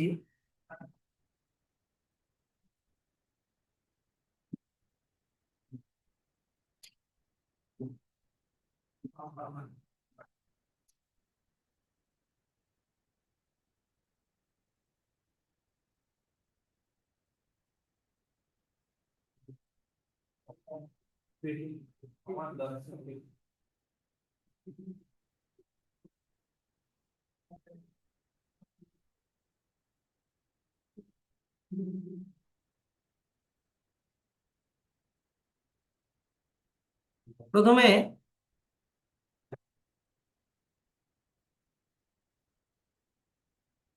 প্রথমে এই বাল্ব লাইট যে স্ট্রাকচারটা, এটার ছবিটা দেখো। এটা ক্লাস 10-এরই, সিবিএসসি। দেখো, তোমার এই যে বাল্ব লাইট যে স্ট্রাকচারটা, এইটা, এটার নাম হচ্ছে তোমার বাউম্যানস ক্যাপসুল। ঠিক আছে, বাউম্যানস ক্যাপসুলটাকে আইডেন্টিফাই করতে পারছো তো? উম, পরে যদি ভিডিওটা দেখো, দেখবা লেখাগুলো দেখবা কিন্তু কোথা থেকে দাগগুলো এসছে, বাউম্যানস ক্যাপসুল। এবার বাউম্যানস ক্যাপসুলের মধ্যে একদিক দিয়ে ঢুকেছে হচ্ছে অ্যাফারেন্ট আর্টেরিওল, পেয়েছো? অ্যাফারেন্ট আর্টেরিওল দিয়ে দেখো ডার্টি ব্লাডকে ঢোকানো হয়েছে। এবার এই অ্যাফারেন্ট আর্টেরিওল বাউম্যানস ক্যাপসুলের ভিতরে ঢুকে একটা এরকম মানে ক্যাপিলারির একটা প্যাচ হয়েছে, যেটার নাম দেওয়া আছে দেখো গ্লোমেরুলাস। এটা কিন্তু ব্লাড ক্যাপিলারি হাইলি কয়েলড, পেঁচিয়ে পেঁচিয়ে আছে, হলো গ্লোমেরুলাস। তারপরে গ্লোমেরুলাসটা ওই দিক দিয়ে বেরোচ্ছে ইফারেন্ট আর্টেরিওল দিয়ে, ইফারেন্ট আর্টেরিওল দিয়ে এইটুকুনি হয়ে স্টপ হয়ে থাকে। এবার বাউম্যানস ক্যাপসুলের ভিতরে চলে আসে। বাউম্যানস ক্যাপসুলের দুটো সাইড হয়। ভিতরের দিকের যে সাইডটা, এটাকে বলে ভিসেরাল লেয়ার, পেয়েছো ভিসেরাল লেয়ারটা? আর বাইরের দিকের যে সাইডটা, এটার নাম হচ্ছে প্যারাইটাল লেয়ার। না না, বইতে না, আমার এখানে পেয়েছো কিনা ওটা বলো। হ্যাঁ, ভিতরের দিকের লেয়ারটার নাম কি? Visceral layer. বাইরের দিকের লেয়ারটার নাম কি? Parietal layer. এবার ভিতরের লেয়ার মানে ভিসেরাল লেয়ারে দেখো এরকম ছোট ছোট অ্যামিবয়েড সেল আছে, যেই সেলগুলোর নাম হচ্ছে পোডোসাইট। পেয়েছো পোডোসাইট? আর দুটো পোডোসাইটের মাঝখানে যে গ্যাপটা, এই যে দেখো এই পোডোসাইট আর এই পোডোসাইটের মাঝখানে যে গ্যাপটা, এইটাকে বলে ফিল্ট্রেশন পোর। বুঝতে পারছো? ফিল্ট্রেশন পোর, ভালো করে শুনবা। এইবার গোটা যে স্ট্রাকচার একদম তোমার গ্লোমেরুলাস বাউম্যানস ক্যাপসুল নিয়ে এই যে গোটা যে স্ট্রাকচারটা, এই গোটা স্ট্রাকচারটার নাম হচ্ছে ম্যালপিজিয়ান কর্পাসল। কর্পাসল মানে দানা বা সেল, ম্যালপিজিয়ান কর্পাসল বলে এটাকে। তো এবার জিনিসটা, ফিল্ট্রেশন পোরের সাইজটা ঠিক এতটাই হবে, ফিল্ট্রেশন পোরের সাইজটা ঠিক এতটাই হবে যে এই যে এখান দিয়ে যখন ব্লাড আসছে, এই গ্লোমেরুলাস দিয়ে যখন ফিল্টার হবে, আরবিসি ডব্লিউবিসি প্রোটিন এগুলো ঢুকতে পারে না, কারণ ওগুলোর সাইজ বড় হয়, ফিল্ট্রেশন পোরের থেকে সাইজে বড় হয়। শুধুমাত্র ঢুকতে পারে ওয়াটার সলিউবল জিনিসগুলো। ওয়াটার ঢুকতে পারবে, ওয়াটারের মলিকুলের সাইজ ছোট হয়। ইউরিয়া ঢুকতে পারবে, ইউরিয়া ওয়াটারে সলিউবল। গ্লুকোজ ঢুকতে পারবে, তারপরে হচ্ছে ভিটামিন ঢুকতে পারবে, সল্ট ঢুকতে পারবে। শুধু যেগুলোর সাইজ ছোট ছোট হবে, শুধু সেইগুলোই এই ফিল্ট্রেশন পোর দিয়ে তোমার বাউম্যানস ক্যাপসুলের মধ্যে আসতে পারবে। আর আরবিসি মানে বড় বড় আরবিসি ডব্লিউবিসি প্লেটলেট এগুলো, বড় বড় প্রোটিন, ওগুলো কিন্তু এখান দিয়ে ঢুকতে পারে না। ঠিক আছে, তাই জন্যই এটা ফিল্টারের মতো কাজ করে। ফিল্টার ফিল্টার কি করে, সব কিছুকে কি অ্যালাউ করে? ও কিছু কিছু জিনিসকেই পাস হতে দেয়, কিছু কিছু জিনিসকে পাস হতে দেয় না। তো এবার এই বাউম্যানস ক্যাপসুলের নিচ থেকে এইখান থেকে একটা জিনিস টিউবিউল একটা বেরিয়েছে, একটা লম্বা টিউবিউল, কালো কালারের টিউবিউলটা ফলো করবা, এই ব্ল্যাক কালারের টিউবিউলটা ফলো করবা। এটা তাহলে এটা নিচের দিকে আসছে, প্রথমের দিকে একটু পেঁচিয়েছে, পেঁচিয়ে যাওয়াকে কনভিউলেটেড বলে, কনভিউলেটেড টিউবিউল, পেঁচিয়ে যাওয়াকে। তো এই পেঁচানো টিউবিউলটা যেহেতু বাউম্যানস ক্যাপসুলের কাছে, তাই এটাকে বলে প্রক্সিমাল কনভিউলেটেড টিউবিউল। প্রক্সিমাল মানে কাছে, বাউম্যানস ক্যাপসুলের কাছে। আর কনভিউলেটেড মানে কি বললাম? পেঁচানো, পেঁচানো। তাহলে বাউম্যানস ক্যাপসুলের বা ক্যাপসুলের কাছে পেঁচানো টিউবিউল, প্রক্সিমাল কনভিউলেটেড টিউবিউল বা পিসিটি। এবার নিচের দিকে যখন আসবে, এইটা দেখো একটা ইউ এর মতো একটা লুপ নিয়েছে, কালো কালার একটা ফলো করবা। ওইটা এই লুপটার নাম হচ্ছে হেনলিস লুপ। হেনলিস লুপটা তারপরে আবার ওপরের দিকে উঠে আবার এই জায়গাটা দেখো পেঁচিয়েছে, এই যে এই জায়গাটা ফলো করো, এই জায়গাটা দেখো আবার পেঁচিয়েছিল। এটাও তাহলে প্যাঁচানোকে কি বলবো, কনভিউলেটেড টিউবিউল, কিন্তু এটা বাউম্যান্স ক্যাপসুল থেকে দূরে, তাই এটার নাম হচ্ছে ডিস্টাল কনভিউলেটেড টিউবিউল। ডিস্টাল মানে দূরে, প্রক্সিমাল মানে কাছে, বুঝলাম? তাহলে এই ডিস্টাল কনভলিউটেড টিউবিউলটা আবার এই টিউবিউলটার সাথে কানেক্টেড আছে। এই টিউবিউলটার নাম হচ্ছে ইউরিন কালেক্টিং ডাক্ট, যেটা নিচের দিকে গিয়ে প্যাপিলার সাথে লেগে গেছে। প্যাপিলা মানে বুঝতে পারলো তো, রেনাল পিরামিডের টিপটা। এইবার এগুলো সব বলা হয়ে গেল, এগুলো বলা হয়ে গেলে যে জিনিসটা অনেকে বুঝতে পারে না,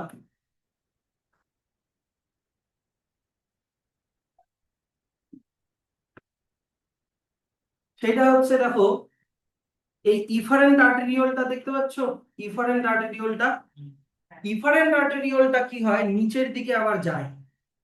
নিচের দিকে গিয়ে তোমার গোটা যে কিডনি টিউবিউল মানে প্রক্সিমাল কনভিউলেটেড টিউবিউল, তারপরে হচ্ছে ডিসিটি মানে ডিস্টাল কনভিউলেটেড টিউবিউল, নিচের দিকে হেনলিস লুপ, গোটা এই ব্যাপারটাকে দেখো মানে এরকম করে ঘিরে ধরে। দেখতে পাচ্ছ ঘিরে ধরাটা, এই যে এরকম করে ঘিরে ধরেছে, হ্যাঁ কি না?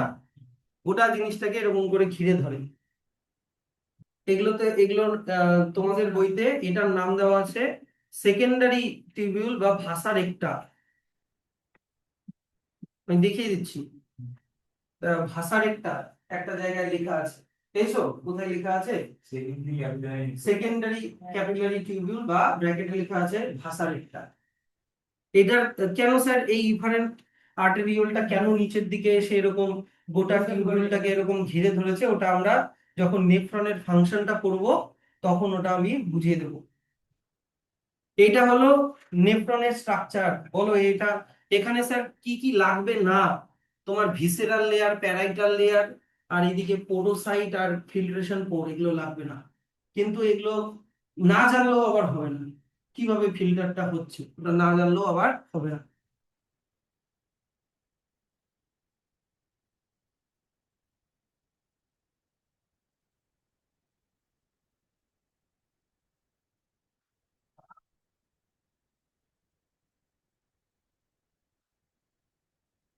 ঠিক আছে, তাহলে এইটা আমি সরিয়ে দিচ্ছি, এখন এটার কাজ হয়ে গেল। এটাকে আমি মানে অনেক খাটনি করে আঁকিয়েছি, তো সেজন্য এটাকে ইনট্যাক্ট রাখি।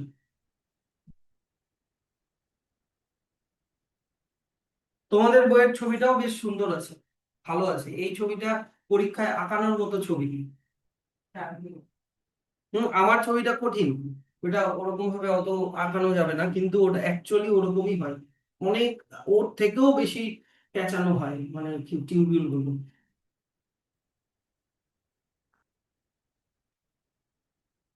তাহলে তোমার নেফ্রনের স্ট্রাকচার আমি একটা বলে দিলাম হচ্ছে কি, বাউম্যান্স ক্যাপসুল। বাউম্যান্স ক্যাপসুলের ওয়ালটা খুবই থিন হয়, বাউম্যান্স ক্যাপসুলের ভিতরের লেয়ারকে বলে ভিসেরাল লেয়ার, বাইরেরটাকে বলে প্যারাইটাল। এগুলো সিঙ্গেল সেল এপিথেলিয়াম দিয়ে তৈরি। এটা একটা হলো বলের মতো একটা শেপ। ওগুলোর নিচের দিকে টিউবিউলটা কন্টিনিউ হয়ে গেছে। ঠিক আছে, তারপরে হচ্ছে বাউম্যান্স ক্যাপসুলের ভিতরের দিকে ব্লাড ক্যাপিলারি ঢুকেছে, যেটা পেঁচিয়েছে, পেঁচানো নট, নট মানে কি একটা গিট বেঁধে যাওয়া, ওটার নাম কি গ্লোমেরুলাস। আর বাউম্যান্স ক্যাপসুল আর গ্লোমেরুলাসকে একসাথে কি বলে, Malpighian capsule or renal capsule. Corpuscle বলেছিলাম না, ম্যালপিজিয়ান কর্পাসেল বলেছিলাম, যাই হোক, ম্যালপিজিয়ান ক্যাপসুল। তারপরে থাকে কি proximal কনভিউলেটেড tubule PCT.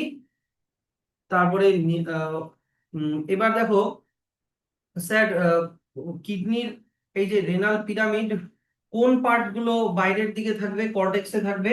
বাউম্যান্স capsule, PCT আর ডিসিটি, এই তিনটা পার্টই শুধু কর্টেক্সের দিকে থাকবে। ঠিক আছে, আর হেনলিস লুপটা তোমার থাকবে রেনাল পিরামিডের ভিতরে। এই যে both Bowman's capsule and proximal convoluted tubule lie on the cortex. ডিস্টালও থাকে, ডিস্টালও থাকে কর্টেক্সের দিকে, এই তো লেখা আছে ডিস্টালও, কিন্তু কোন দিকে থাকে, কর্টেক্সের দিকেই থাকে। শুধুমাত্র হেনলিস লুপটাই থাকে হচ্ছে রেনাল পিরামিডের ভিতরের দিকে। তো হেনলিস লুপ অফ হেনলি এটা কি ইউ শেপড একটা পার্ট হেয়ার পিনের মতো, যেটা নিচের দিকে back and to re enter cortex, মানে ওটা কর্টেক্স থেকে ঢোকে কিন্তু আবার ব্যাক করে কর্টেক্সেই চলে যায়, হয়ে নেক্সট কনভলিউটেড টিউবিউল মানে ডিস্টাল কনভলিউটেড টিউবিউলের সাথে কানেক্ট হয়ে যাবে। ডিস্টাল কনভলিউটেড টিউবিউলটাও আবার নিচের দিকে, সরি এরকম পেঁচানো, আহ, আর ওইটা তারপরে কার কার সাথে কানেক্ট হয়ে গেছে, কালেক্টিং ডাক্ট, এই ইউরিন কালেক্টিং ডাক্ট এটার সাথে কানেক্ট হয়ে গেছে।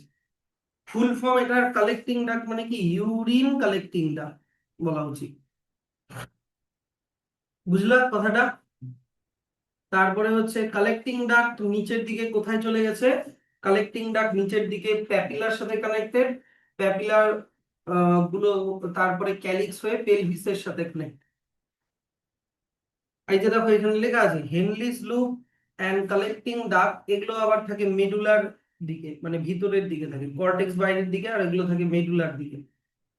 হ্যাঁ, আর এই সেই জন্য কিডনির মেডুলারটা স্ট্রাইপ অ্যাপিয়ারেন্স হয়। এই যে আমি তোমাকে বলেছিলাম না যে কিডনি, এই যে এরকম রেনাল পিরামিড, এর ভিতরগুলো এরকম স্ট্রাইপ মানে কি ফাইব্রাস হয়, কারণ ওর মধ্যে Henry's loop, urine collecting duct এগুলো আছে।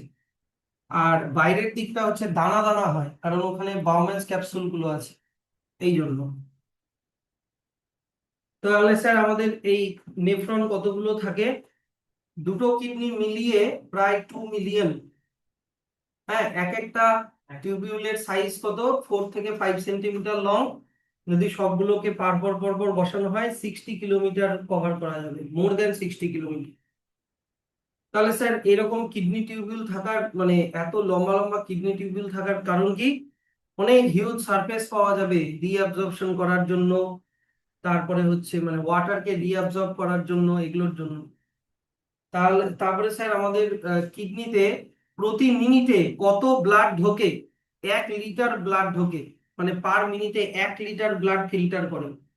তাহলে 24 ঘন্টায় কত লিটার হচ্ছে, 160 লিটার ব্লাড ফিল্টার করে, সরি 160 লিটার ফিল্ট্রেট তৈরি হয়, ইউরিন তৈরি হয়।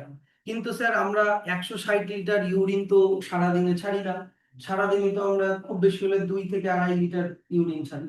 তাহলে স্যার বাদ বাকি এতগুলো জিনিস কি হচ্ছে, ওগুলো আবার রিঅ্যাবজর্ব হয়ে যায়, ঠিক আছে, ওগুলো আবার রিঅ্যাবজর্ব হয়ে যায়। মাত্র এর মধ্যে থেকে আমরা মাত্র 2 লিটার, 2 লিটার আমরা ইউরিনেট করি।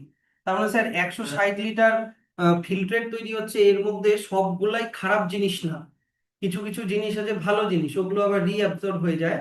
শুধু খারাপ জিনিস কয়টুকুনি, 2 লিটার। 160 মিটার বলে দিল। হ্যাঁ, 160 মিটার বলে দিল। পুরো সাইকেল সাথে 160 লিটার কি ব্লাডের থ্রু, ব্লাডের না ওটা ওই কথা জল আমাদের শরীরে নেই। না, অত গ্লোমেরুলাস ফিল্ট্রেট কথাটার মানে হচ্ছে এখানে যেটা দেওয়া আছে এটা হচ্ছে রেট দেওয়া আছে, রেট, টোটাল অ্যামাউন্ট না। বুঝতে পারলাম, মানে 160 লিটার বাই 24 আওয়ার্স মানে করলে তোমার 1 মিনিটে 1 লিটার হয়। মানে আমি এটা বলতে চাইছি, মনে করো এটা কিডনি, এখান থেকে ব্লাড আসলো, এবার মনে করো এটা মনে করো প্রথম লটের ব্লাড ঢুকলো, ওই ব্লাডটা বেরোলো, এবার ওই সেম ব্লাডটা দ্বিতীয় লটে আসছে, বুঝলা? ওই জন্য 160 লিটার বলছি, একই ব্লাড বারবার বারবার আসছে, সাইক্লিক ওয়েতে আসছে জন্য টোটাল 160 লিটার হচ্ছে। বুঝতে পারলা? মনে করো 5 লিটার ব্লাডকেই তুমি 12 বার সার্কুলেশন করালা, তাহলে টোটাল 60 লিটার হলো, ওই রকম ভাবে হিসাব।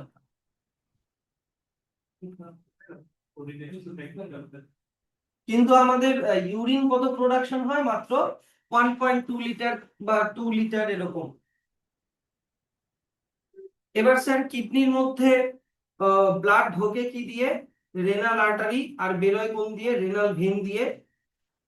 রেনাল আর্টারি গুলো মানে কিডনির ডর্সাল সাইড পিছন দিক দিয়ে ঢোকে, মানে ডর্সাল অ্যাওর্টা দিয়ে আমাদের ঢোকে। তারপরে হচ্ছে ওগুলো রেনাল আর্টারি গুলো ছোট ছোট ব্রাঞ্চে ডিভাইড হয়ে যায়, যেগুলো ঢুকবে হচ্ছে তোমার ব্রাঞ্চে ডিভাইড হয়ে যায়, যেগুলোকে বলে আর্টেরিওল। আর্টেরিওল গুলো হচ্ছে বাউমেন্স ক্যাপসুলে ঢুকে, যেই আর্টেরিওলটা ঢুকছে ওটার নাম অ্যাফারেন্ট আর্টেরিওল। তারপরে অ্যাফারেন্ট আর্টেরিওল গুলো গ্লোমেরুলাসে ঢুকে গেল, গ্লোমেরুলাসটার অ্যার্টেরিওল না, ওটা হয়ে গেল ছোট ছোট ক্যাপিলারি, ক্যাপিলারি হয়ে গেল, মানে আরো পাতলা পাতলা ব্লাড ভেসেলস। এবার যখন বেরোবে বেরোবে হচ্ছে গ্লোমেরুলাস গুলো থেকে ক্যাপিলারি গুলো বেরিয়ে ওগুলো ইউনাইট হয়ে তৈরি করবে ইফারেন্ট আর্টেরিওল। বুঝতে পারছো তো? মনে করার চেষ্টা করো, সবসময় ছবি দেখিয়ে তো বোঝানো সম্ভব নয়। এটা হচ্ছে অ্যাফারেন্ট আর্টেরিওল, লেখা আছে অ্যাফারেন্ট আর্টেরিওল, এটা ঢুকলে এগুলো ক্যাপিলারি, এই ক্যাপিলারির নটটাকে কি বলে? গ্লোমেরুলাস। গ্লোমেরুলাসটার ক্যাপিলারি গুলো জয়েন হয়ে বানালো ইফারেন্ট আর্টেরিওল। এই ইফারেন্ট আর্টেরিওল আবার নিচের দিকে গিয়ে এটা আবার ব্রাঞ্চ হয়ে যাবে, যেটাকে বলে ভাসা রেক্টা। ভাসা রেক্টা আবার উপরের দিকে উঠে আবার জয়েন হয়ে তোমার রেনাল ভেইনের সাথে কানেক্ট হয়ে যাবে। এটা হচ্ছে রেনাল ভেইন, মানে ছোট ছোট ভেইন, সেই ভেইন গুলো রেনাল ভেইনের সাথে কানেক্ট হয়ে যাবে। তাহলে ইফারেন্ট আর্টেরিওল গুলো বেরোচ্ছে, বেরোয় গিয়ে ওটা কি করছে? সেকেন্ডারি ক্যাপিলারি নেটওয়ার্ক, যেটাকে বলে ভাসা রেক্টা, মানে এই যে এইটা, এগুলো যেগুলো নিচের দিকে আসছে, এগুলো এগুলো হচ্ছে ভাসা রেক্টা। ভাসা রেক্টা গুলো আবার রিজয়েন হয়, রিজয়েন হয়ে বানায় ভেইন। সেই ভেইন গুলো রেনাল ভেইনের সাথে কানেক্টেড হয়ে যায়, গিয়ে ব্যাড ব্লাডটাকে বাইরে বের করে দেয়। Ultimately forms the renal vein which leaves the kidney. কি বুঝতে পারলা জিনিসটা? আর স্যার, রেনাল ভেইনটা কার সাথে কানেক্টেড? পস্টেরিয়র ভেনা কেভা, মানে ইনফেরিয়র ভেনা কেভার সাথে connected. 350 Times a day through kidney. দেখো ওই যে 160 লিটার কি হিসাবে হচ্ছে? মনে করো ওই মানে একই ব্লাড বারবার বারবার যাচ্ছে, যে all the body blood passes through the kidney 350 to 400 times per day at a rate of 1 to 2 litre per minute. মানে প্রতি মিনিটে 1-2 লিটার ব্লাড যাচ্ছে যাচ্ছে যাচ্ছে।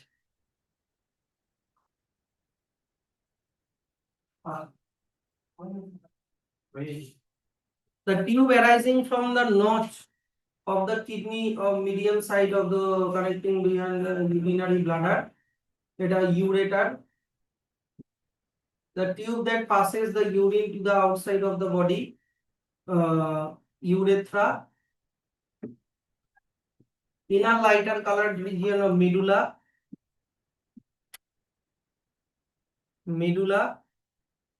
not like glomerulus. Structural and functional unit, nephron. Enter Malpighian corpuscle, blood enter Malpighian afferent arteriole.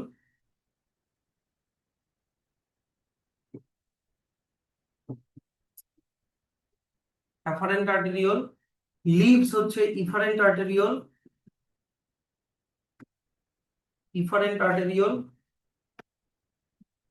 তারপর হচ্ছে name the structure to which the listed parts belong. আচ্ছা, loop of Henle, Bowman's capsule,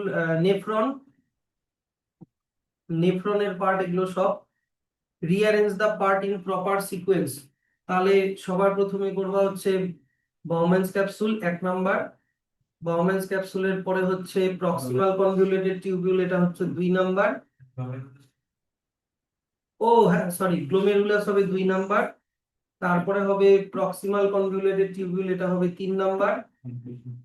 তারপরে হেনলিস loop হবে 4 number. তারপরে distal convoluted tubule হবে 5 number, sequentially.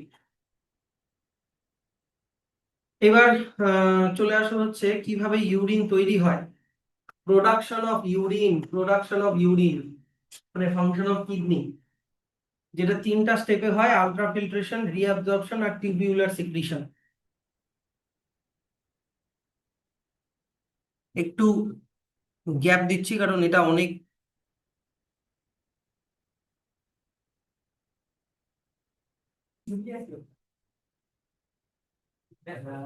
তাহলে 3টা স্টেপে আমরা পড়বো কিভাবে ইউরিন তৈরি হয়। ভালো করে শুনবা, বই টই দেখার দরকার নেই, এইদিকে দেখো, আমি সব একবারে বলে দিচ্ছি। তাহলে এটা তো হচ্ছে আমাদের নেফ্রন, এইদিকে হচ্ছে বাউম্যান্স ক্যাপসুল, এইদিকে proximal convoluted tubule, Henle's loop, distal convoluted tubule.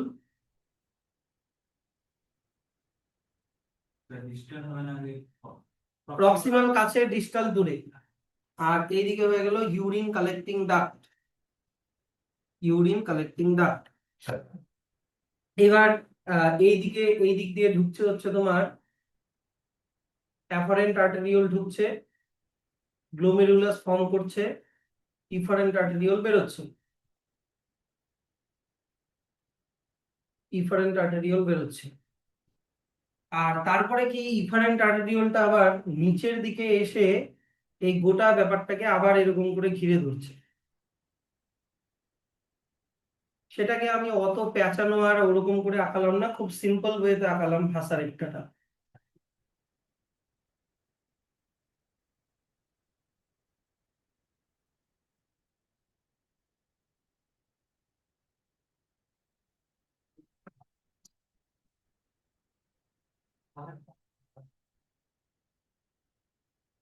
হ্যাঁ, কিডনি একটা কমপ্লেক্স আছে,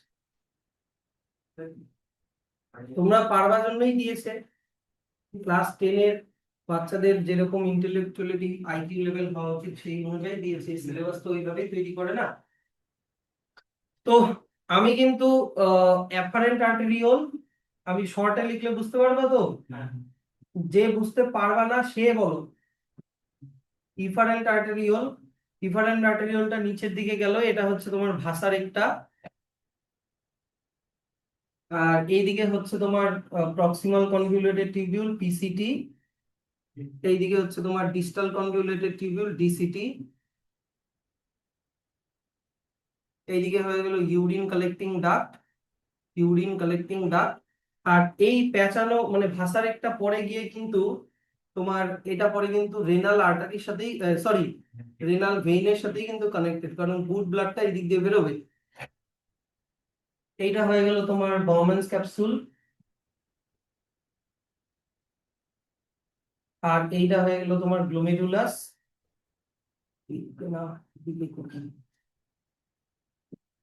দিকে হয়ে গেল গ্লোমেরুলাস। ঠিক, আর কিছু লেবেলিং করা বাকি আছে না?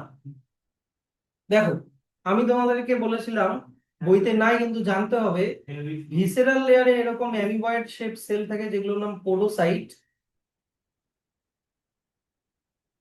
বেশি আঁকা ছিল না, কয়েকটা 3-4টা আঁকালাম। এগুলোর নাম হচ্ছে পোডোসাইট। আর পোডোসাইটের মাঝখানের গ্যাপ, যেটা গ্যাপটাকে বলে ফিল্ট্রেশন পোর। ফিল্ট্রেশন পোর, ঠিক আছে। এবার এই দিক দিয়ে অ্যাপারেন্ট আর্টেরিওল দিয়ে ইউরিয়া কন্টেইনিং ব্লাডটা ঢুকছে, মানে ব্যাড ব্লাডটা ঢুকছে। এবার দেখো তো, আমি অ্যাপারেন্ট আর্টেরিওলের ডায়ামিটার যতটা ড্র করেছি, ইফারেন্ট আর্টেরিওলের ডায়ামিটার ততটা না, থাকি না? তো তুমি গ্লোমেরুলাসটাকে তুমি একটা রুম ভাবো, একটা ঘর। তো এই আর অ্যাপারেন্ট আর্টেরিওল হচ্ছে এন্ট্রির দরজা, ইফারেন্ট আর্টেরিওল ধরো এক্সিটের দরজা।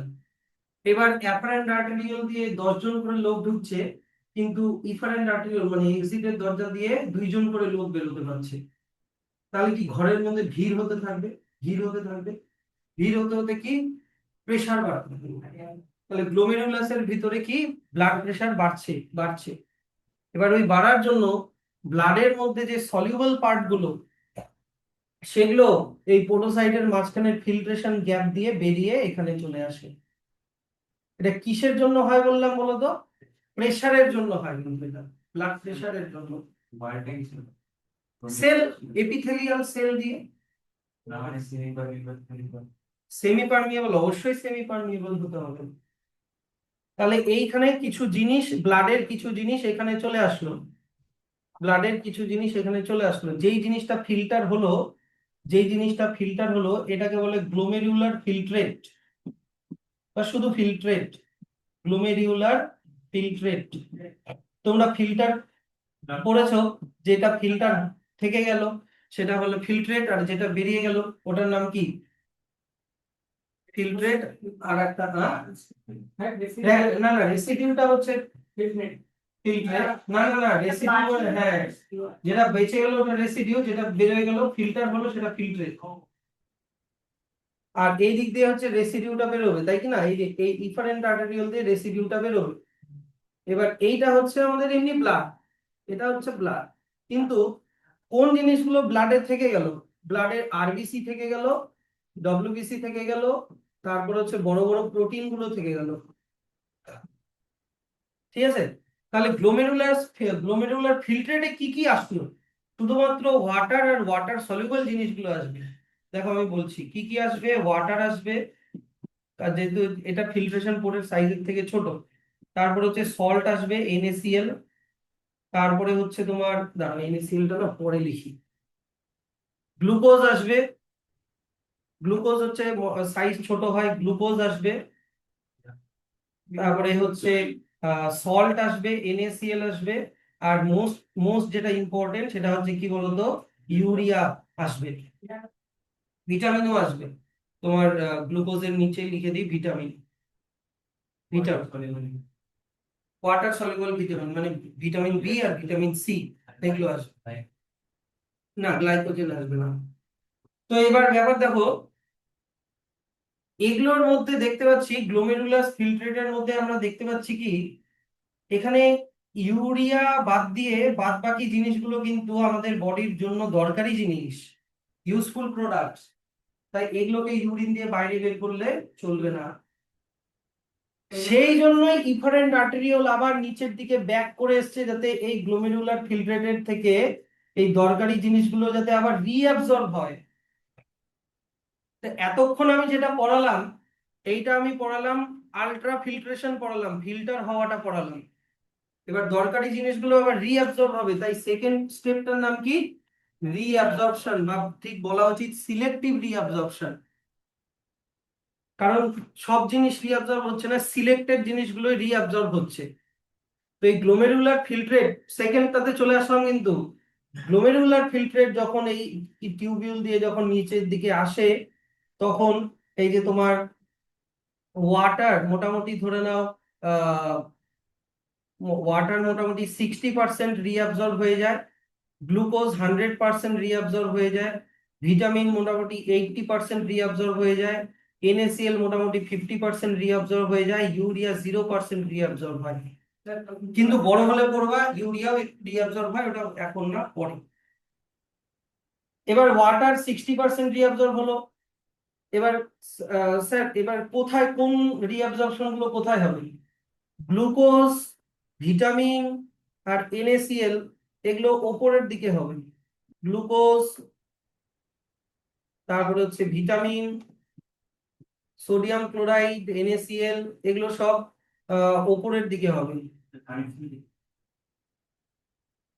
ঠিক আছে, ওয়াটার, গ্লুকোজ, হ্যাঁ। আর ওয়াটার যেটা রিঅ্যাবজর্ব হবে, ওয়াটারটা হবে মানে নিচের সাইডে বা লাস্ট পরের দিকে ওয়াটার রিঅ্যাবজর্ব হবে।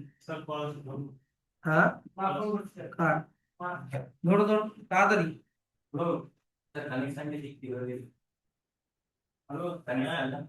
কানেকশন হচ্ছে আমাদের কিডনির ভেতরে আমরা কনসেন্ট্রেশন গ্রেডিয়েন্ট তৈরি করি, কনসেন্ট্রেশন গ্রেডিয়েন্ট তৈরি করি। টিউবিউল গুলোর বাইরের দিকে থাকে হাই কনসেন্ট্রেশন, আর কিডনি এই ভিতরের দিকে থাকে লো কনসেন্ট্রেশন। মানে জলের দিক থেকে বলছি। তাই লো কনসেন্ট্রেশন সলিউশন মানে কি, সলিউট বেশি, তাই কি না, সলভেন্ট কম। আর হাই কনসেন্ট্রেশন মানে, সরি, লো কনসেন্ট্রেশন মানে সলিউট কম, সলিউট, আর হাই কনসেন্ট্রেশন মানে সলিউট বেশি। ওই কনসেন্ট্রেশন গ্রেডিয়েন্টের জন্যই এই জিনিসগুলো রিঅ্যাবজর্ব হয়। ওটা ক্লাস 11-এ আছে, যে রিঅ্যাবজর্পশনটা কেন হচ্ছে বা কোন মেকানিজমে হচ্ছে, ওইটা তোমাদের ক্লাস 11-এ আছে। ক্লাস 10-এ ওটা বুঝাতে অনেক টাইম লাগবে। মোট কথা, কিডনির মানে টিউবিউলগুলোর বাইরে এই যে এই জায়গাগুলোতে আমরা কনসেন্ট্রেশন গ্রেডিয়েন্ট তৈরি করি, তৈরি করে এই রিঅ্যাবজর্পশন গুলো হয়। তাহলে কোন কোন জিনিসের রিঅ্যাবজর্ব হচ্ছে? Glucose, vitamin, NaCl, water. কিন্তু তাও আবার পুরোপুরি না। গ্লুকোজ পুরোপুরি হচ্ছে, কিন্তু বাদ বাকি জিনিস ইউরিনের মধ্যে থাকছে একটু একটু করে। যেমন ইউরিনকে বের করার জন্য জল লাগবে, তাই জল 40% থেকে যাচ্ছে, 60% অ্যাবজর্ব হচ্ছে, 40% থেকে যাচ্ছে। ভিটামিন গোটাটা লাগে না, ভিটামিনের 80% রিঅ্যাবজর্ব হয়, 20% ভিটামিন ইউরিনেই থেকে যায়। NaCl আমাদের ইউরিনের মধ্যে লবণও থাকে, তাই 50% NaCl অ্যাবজর্ব হয়, 50% ইউরিনেই থেকে যায়, আর ইউরিয়া গোটাটাই থেকে যায়। ইউরিয়া 0% অ্যাবজর্ব হয়, তাই ইউরিয়া গোটাটাই থেকে যায়। তো এই জিনিসগুলো যাচ্ছে, রিঅ্যাবজর্ব হওয়ার পরে যেটা যাওয়ার যাচ্ছে যাচ্ছে যাচ্ছে, যেতে যেতে ডিস্টাল কনভলিউটেড টিউবিউলে একটা ঘটনা ঘটে। ডিস্টাল কনভলিউটেড টিউবিউলে একটা ঘটনা ঘটে, যেটা হচ্ছে থার্ড থার্ড স্টেপ। কি লেখা আছে? Secretion, tubular secretion. টিউবিউলার সিক্রিশনে কি হয়, অনেক জিনিস আবার ইউরিনের সাথে অ্যাড হয়ে যায়। অনেক জিনিস কিডনির থেকে ইউরিনের সাথে অ্যাড হয়ে যায়। কি কি অ্যাড হয়? পটাশিয়াম আয়ন অ্যাড হয়, পটাশিয়াম আয়ন অ্যাড হয়। আর কি অ্যাড হয় তো? না আছে পেনিসিলিন, মানে কোনো ওষুধ, হ্যাঁ কোনো ড্রাগস, এগুলো অ্যাড হয়ে যায়। মানে দেখো, নর্মালি পটাশিয়াম আয়ন মানে সিক্রিশন হবে। আর ড্রাগস যদি কেউ মেডিকেশনে থাকে, ধরে নাও কেউ অ্যান্টিবায়োটিক খাচ্ছে, তাহলে সেটা তোমার সিক্রিশন হবে। তাহলে এগুলো জিনিস উল্টো ইউরিনে অ্যাড হচ্ছে, কিন্তু আমি বারবার বলছি এটা কিন্তু অন্য জিনিস। কিডনি থেকে কিছু কিছু জিনিস সিক্রিট হয়ে ওটা ইউরিনের সাথে অ্যাড হয়।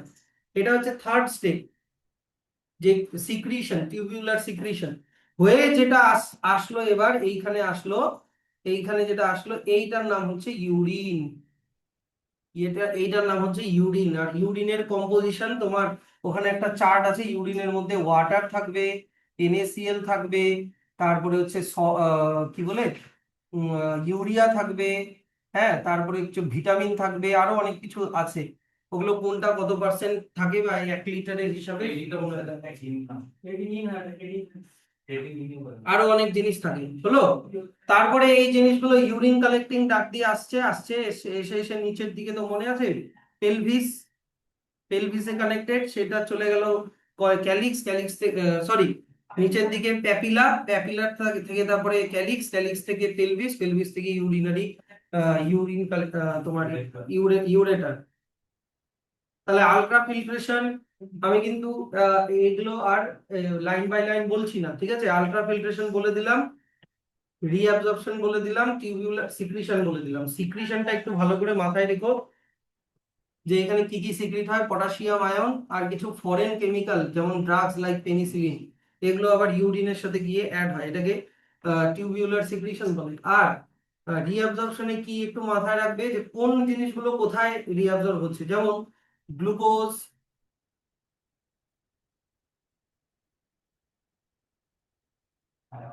ও দেওয়া নাই না, কোনগুলো আপার পার্টে হচ্ছে কোনগুলো লোয়ার পার্টে হচ্ছে দেওয়া নেই, এটা না নেই তো ভালোই হলো। তাহলে গ্লুকোজ, সোডিয়াম, সোডিয়াম মানে সোডিয়াম ক্লোরাইড, NaCl, তারপরে হচ্ছে ওয়াটার, মানে ইউজফুল জিনিসগুলো রিঅ্যাবজর্ব হয়ে যায়।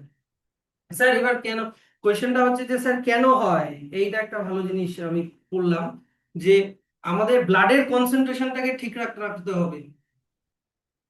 আর ততটাই রিঅ্যাবজর্ব হবে যাতে করে আমাদের ব্লাডের কনসেন্ট্রেশনের কোনো রকম ডিস্টারবেন্স না হয়, বুঝলা? সেজন্য গোটা NaCl রিঅ্যাবজর্ব হচ্ছে না, মাত্র 50% হচ্ছে। গোটা ওয়াটার রিঅ্যাবজর্ব হচ্ছে না, কারণ 50% হচ্ছে। আচ্ছা, আরেকটা জিনিস যেটা আমি তোমাদের বইতে পড়লাম, সেটাও আসতে পারে, গ্লোমেরুলার ফিল্ট্রেট, গ্লোমেরুলার ফিল্ট্রেট এর কনসেন্ট্রেশন, ঠিক আছে? আর ইফারেন্ট আর্টেরিওলের মধ্যে যে ব্লাডটা যাচ্ছে এর কনসেন্ট্রেশন কোনটা, স্যার দুটাকে যদি কম্পেয়ার করি কোনটা হাই হবে কোনটা লো হবে? দেখো, গ্লোমেরুলার ফিল্ট্রেটের মধ্যে প্রচুর জল থাকে আর মলিকিউলস খুব কম থাকে, তাই এর কনসেন্ট্রেশন লো হবে।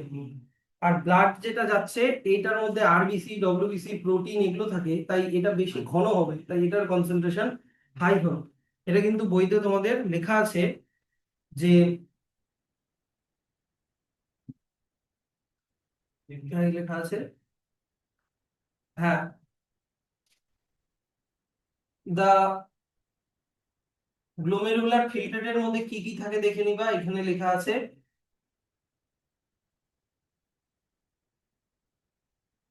হ্যাঁ, the blood proceeding away from the glomerulus is relatively thick, যে ব্লাডটা যাচ্ছে ওটা বেশি ঘন হয়, মানে এই যে এখান দিয়ে যে ব্লাডটা বেরোলো ওটা বেশি ঘন হবে, রিলেটিভলি থিক।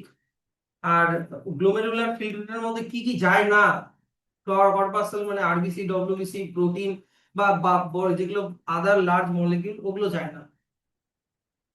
ওগুলো ক্যারি ফরওয়ার্ড টু ইফারেন্ট আর্টেরিওল, ওগুলো আবার ইফারেন্ট আর্টেরিওল দিয়ে বেরোয় যায়।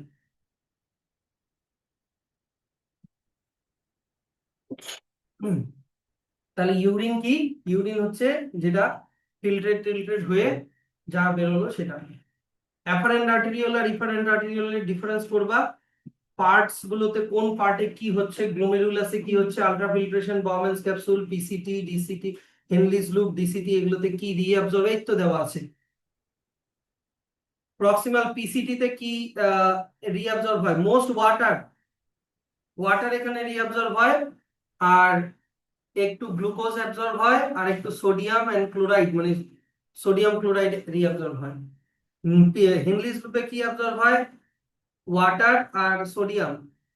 ডিসিটি তে কি অ্যাবজর্ব হয়? Remaining chloride and some water. আর ডিসিটি তে কিন্তু কি হচ্ছে, সিক্রিশনও হচ্ছে। কি সিক্রিশন হচ্ছে? পটাশিয়াম আর হচ্ছে ওই যে পেনিসিলিন, এগুলো। কোনটার কাজ ভালো দেওয়া আছে? এই এই চারটা ভালো দেওয়া আছে।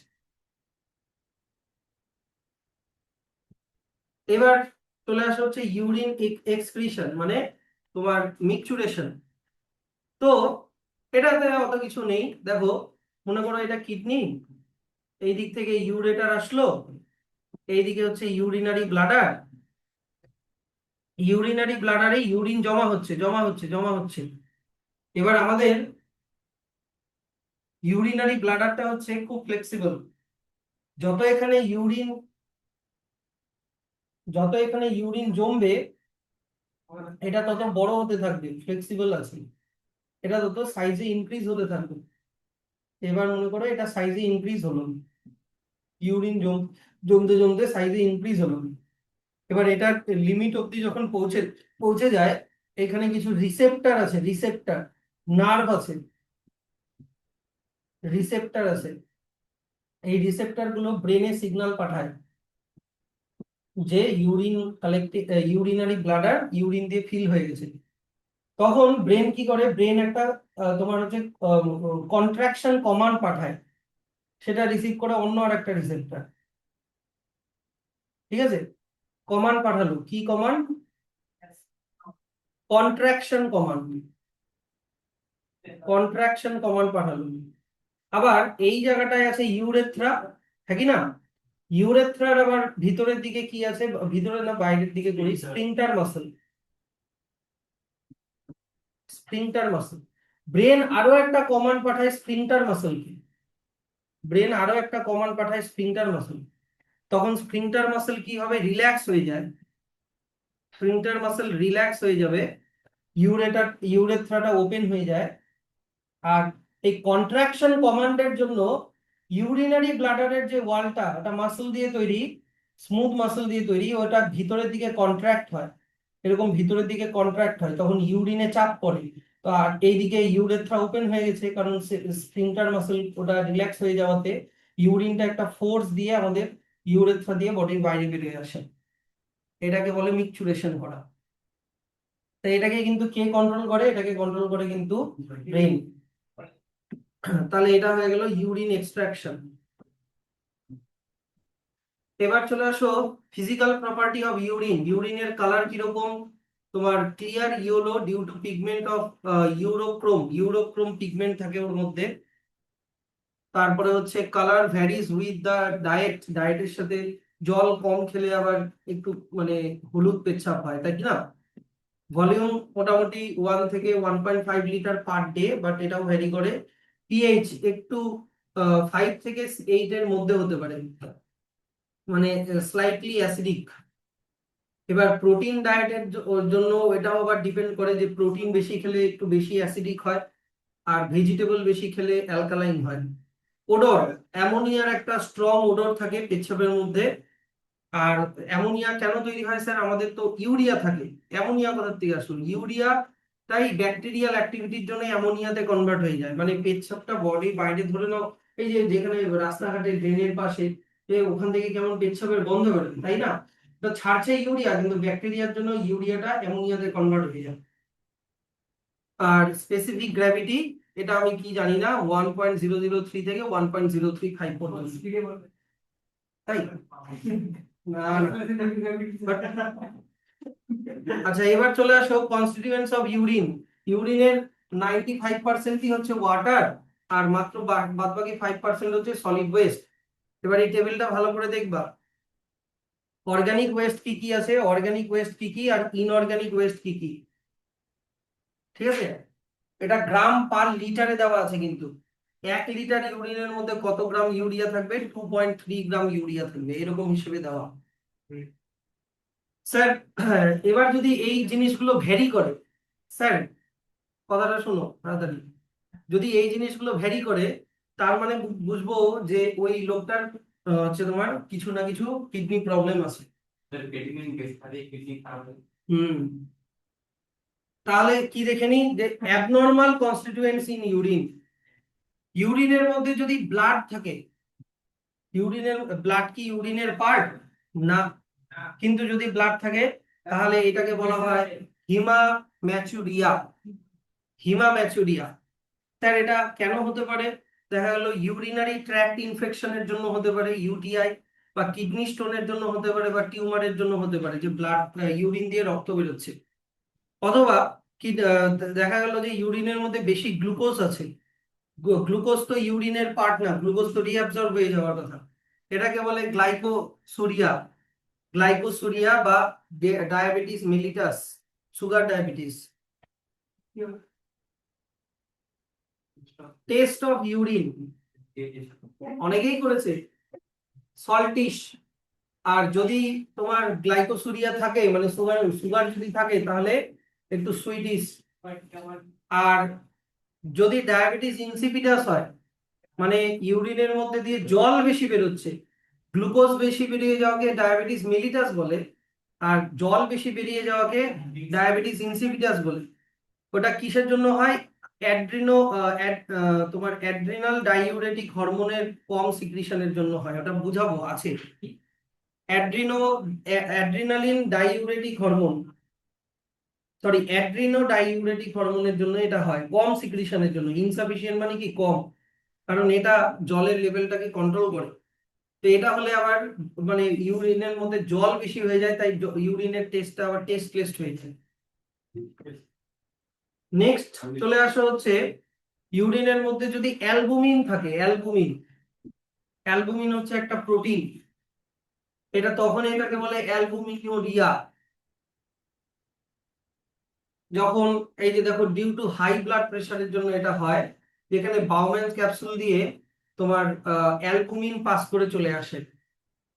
অ্যালবুমিন কি বললাম, অ্যালবুমিন একটা প্রোটিন। ঠিক আছে, এবার স্যার এরা বাউম্যানস ক্যাপসুল দিয়ে কেন পাস করে আসবে? ব্যাকটেরিয়াল ইনফেকশনের জন্য। ব্যাকটেরিয়ালটা দেখা গেলো বাউম্যানস ক্যাপসুলের মেমব্রেনকে নষ্ট করে দিয়েছে। জিনিসটা না বুঝতে পারলে এইদিকে দেখো, বাউম্যানস ক্যাপসুল, এইদিকে থাকে পোডোসাইট, দুটো পোডোসাইটের মাঝখানের গ্যাপকে বলে ফিল্ট্রেশন পোর, একই না? এবার এই দিক দিয়ে তো, এই দিক দিয়ে হচ্ছে তোমার ব্লাড আসলো, এই যে এই দিক দিয়ে ব্লাড আসলো। এবার ব্লাডের মধ্যে যে বড় বড় পার্টিকেল, মানে আরবিসি, ডব্লিউবিসি, আর বড় বড় প্রোটিন, একই না? আমি এখানে শুধু প্রোটিনটাকে ফোকাস করছি। একটা প্রোটিন হচ্ছে অ্যালবুমিন।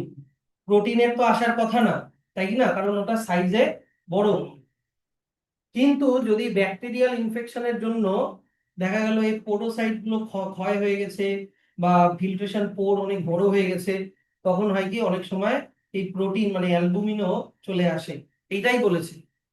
এবার অ্যালবুমিন বেরোতে দেওয়া যাবে না, কারণ অ্যালবুমিন আমাদের ব্লাডকে লিকুইড রাখে, ব্লাডকে সবসময় লিকুইড স্টেটে রাখার চেষ্টা করে। The albumin protein may be passed out via the urine. This condition is called albuminuria. অনেক সময় কি হয়, যাদের জন্ডিস হয়, হেপাটাইটিস, তাদের আবার ইউরিনের কালারটা খুবই হলুদ হয়ে যায়। বা লিভার সিরোসিস, কি তোমার লিভারের মধ্যে ঘা, তখন তোমার পেচ্ছাপও খুব হলুদ হয়ে যায়। কেন? কারণ পেচ্ছাপের মধ্যে প্রচুর বাইল পিগমেন্ট চলে এসছে।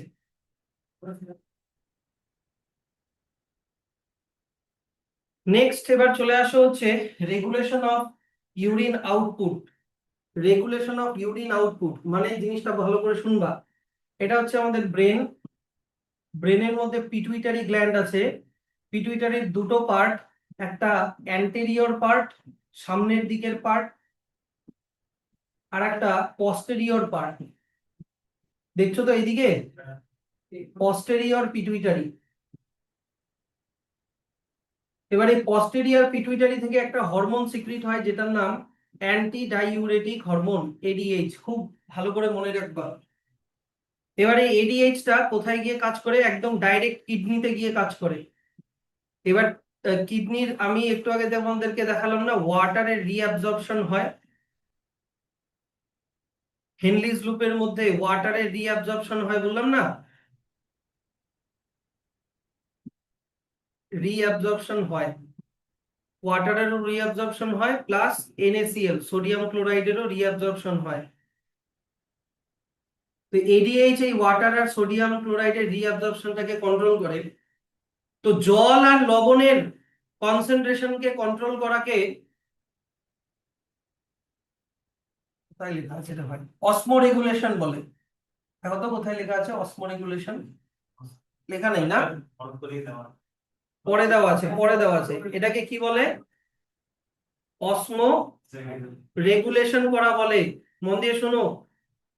এবার কারোর যদি পস্টেরিয়র পিটুইটারি থেকে সাফিসিয়েন্ট অ্যান্টিডাইউরেটিক হরমোন সিক্রিট হচ্ছে না, তাহলে ওয়াটার আর NaCl এর রিঅ্যাবজর্পশনও অনেক হ্যাম্পার হয়ে যায়। তাহলে ওয়াটার শরীরে অ্যাবজর্ব হচ্ছে না, তাহলে ওয়াটার আর NaCl যাবে কোথায়? ইউরিনে চলে যাবে। তাহলে ইউরিনে ওয়াটার অনেক বেড়ে যাবে, তার মানে এই পেশেন্টটা বারবার বারবার পেচ্ছাপ করতে যাবে। এই কন্ডিশনটাকে বলে ডায়াবেটিস ইনসিপিডাস। দুই রকমের ডায়াবেটিস হয়। হুম, ইউরিন সুগার না, মানে ওয়াটারি ইউরিন। ওয়াটারি ইউরিন, যেখানে ইউরিনটা টেস্টলেস হবে, কারণ ওটাতে জল বেড়ে গেছে।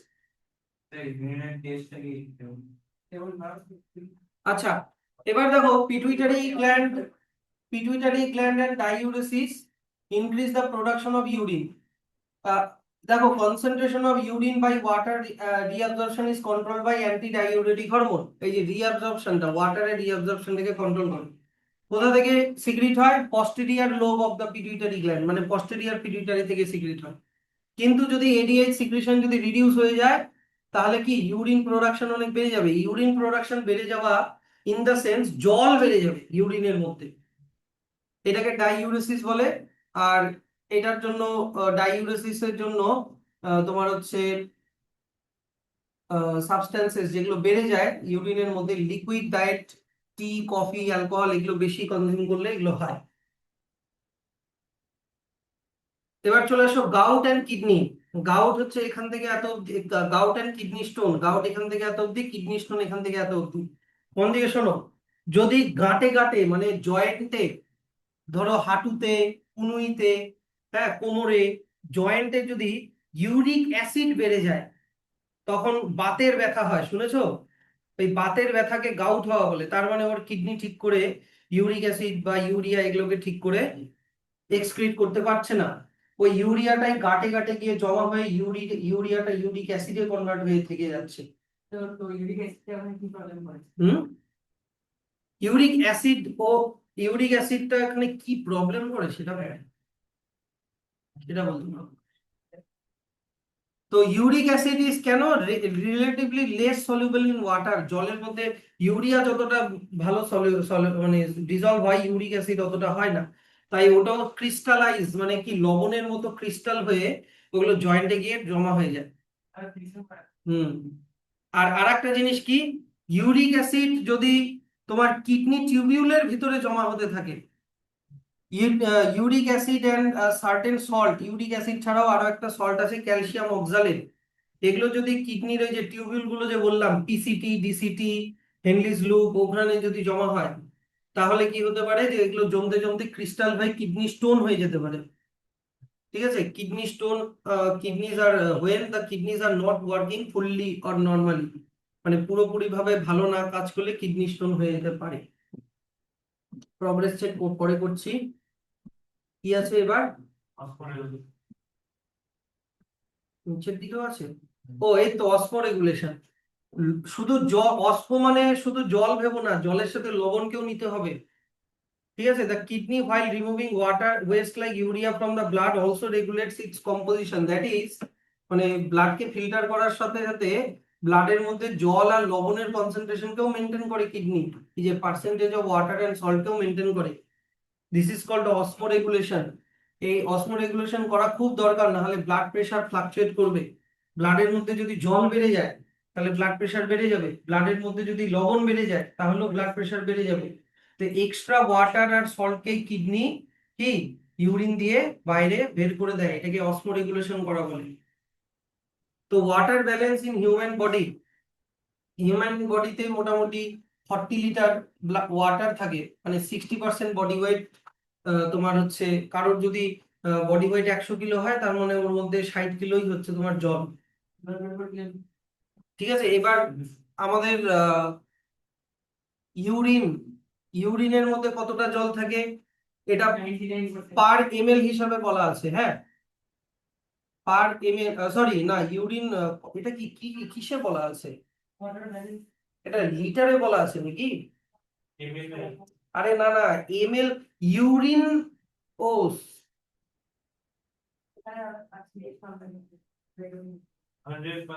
না না না না না, দাঁড়াও দাঁড়াও, ও এটা হচ্ছে ওয়াটার, মানে ইউরিনের মধ্যে 1500 ml ওয়াটার থাকে, কিন্তু এটা কতটা ইউরিনের মধ্যে ওটা আমি জিজ্ঞাসা করছি। 1 লিটার ইউরিনের মধ্যে, এটা 1 লিটার ইউরিনের মধ্যে, 1 লিটার ইউরিনের মধ্যে তাই তো, তাহলে তো 1 লিটারের বেশি ওয়াটার হয়ে যাচ্ছে। এটা কোন হিসাবে দেওয়া, কি বেসিসে দেওয়া? ও, আমরা সারাদিনে কত যেন ইউরিন করি, 2 লিটার ধরে নাও। আচ্ছা, তো 2 লিটারের মধ্যে 1.5 লিটার হচ্ছে তোমার জল থাকবে। সোয়েট তোমার থাকবে 500 ml।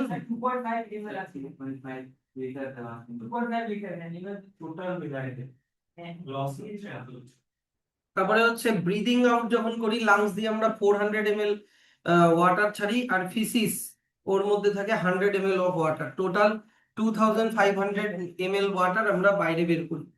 আর জল খাই যখন, খাওয়ার মানে গেইনটাও দেওয়া আছে, কিন্তু এগুলো কোন বেসিসে দেওয়া? এমএল মানে কতটা, কতর মধ্যে কত এমএল? টোটাল, এটা টোটাল, এই গোটাটার টোটাল এটা। আরে ভাই, আমি কি বলছি বুঝতে পারছো না? আমি বলছি যে হ্যাঁ, ও এটা দিনের হিসাবে দেওয়া না, মানে সারা দিনে যতটা ইউরিন বের করি তার মধ্যে 1500 ml ওয়াটার। আচ্ছা, সারাদিনে যতটা সোয়েট বের করি তার মধ্যে 500 ml ওয়াটার। আচ্ছা, কিন্তু এগুলোর ইয়েটা দিয়ে দেওয়া ঠিক হতো। সারাদিনে 2 লিটার ইউরিন, সারাদিনে কয় লিটার সোয়েট আমরা ছাড়ি বলো তো? 1 লিটার হবে? হবে না গরমের দিনে। ঠিক আছে, যাই হোক। আর আমরা ড্রিঙ্কের মাধ্যমে কতটা ওয়াটার গেইন করি, ফুডের মাধ্যমে কতটা ওয়াটার গেইন করি, আর রেসপিরেশন, যখন ফুড ব্রেকডাউন হয় তখন সেলের মধ্যে একটু ওয়াটার তৈরি হয়, মেটাবলিক ওয়াটার, ওটা কতটা তৈরি করি, টোটাল কতটা, তাহলে দেখো ব্যালেন্স হয়ে যাচ্ছে, যতটা ওয়াটার ছাড়লাম ততটাই ওয়াটার গেইন হচ্ছে। আচ্ছা, এবার drinking enough water directly or through food helps in kidney in their proper working, মানে তুমি ডাইরেক্ট জল খাওয়া ভালো হবে কিডনির জন্য, নাকি ফুডের থ্রু যেইটুকুনি জল পাচ্ছি সেইটা এনাফ হবে? তো যদি ট্রপিক্যাল ক্লাইমেট হয়, যেমন আমাদের দেশে গরম বেশি, তাই তো, তাহলে আমাদেরকে বেশি করে জল খেতে হয়, we drink a lot of water during summer, yet we urinate fewer, কিন্তু গরমের দিনে কিন্তু ততটা ইউরিনেশন অত হয় না, তাই কি না? কারণ ঘাম হচ্ছে, এই হচ্ছে। কিন্তু দেখবা শীতকালে বেশ রাত্রিবেলা বেশ ইয়ে লেপ টেপ মুড়ি টুড়ি দিয়ে বা ঢাকা টাকা দিয়ে শুলা, তারপরে পেচ্ছাপ সেরে, তাই না? শীতকালে কম্বল টম্বল চাপা দিয়ে সুন্দর করে শুলাম, গাটা একটু গরম হলো, তারপরে আবার পেচ্ছাপ জমলো। বারবার বারবার, কারণ কি তোমার হচ্ছে শীতকালে আমরা ঘামি না তো, সেই জন্য ওই ঘাম, ওই ওয়াটারটা কোথায় যাবে, ওই জন্য ইউরিনেশন বারবার হয় তোমার ইয়ে, কখন উইন্টারে urine passed is generally thicker. The reason is that, এই যে সামারের সময় কি আমরা পার্সপিরেশন মানে সোয়েটিং করে ছাড়ি, সেই জন্য kidney have to reabsorb more water from the glomerular filtrate making it more concentrated, এটা বলেছে।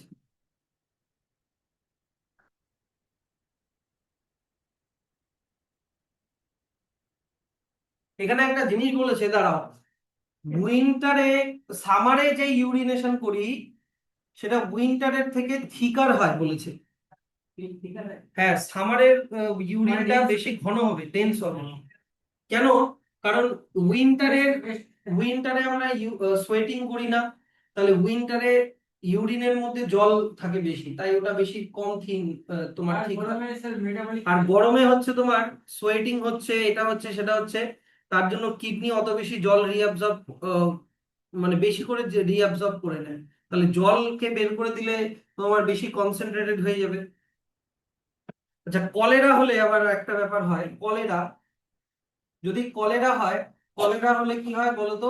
ওই কলেরার পেশেন্ট ভমিটিং, তারপরে ওয়াটারি বাবলস, মানে পাতলা পায়খানা এরকম হওয়ার জন্য, কথা বলবো না এটা, এরকম হওয়ার জন্য কি হয় যে প্রচুর জল বডির থেকে বেরিয়ে যায়, প্লাস ওদের, কথা বলো না, প্লাস ওদের ইন্টেস্টাইন দিয়েও বেশি ওয়াটার অ্যাবজর্ব হয় না কলেরা যাদের হয়।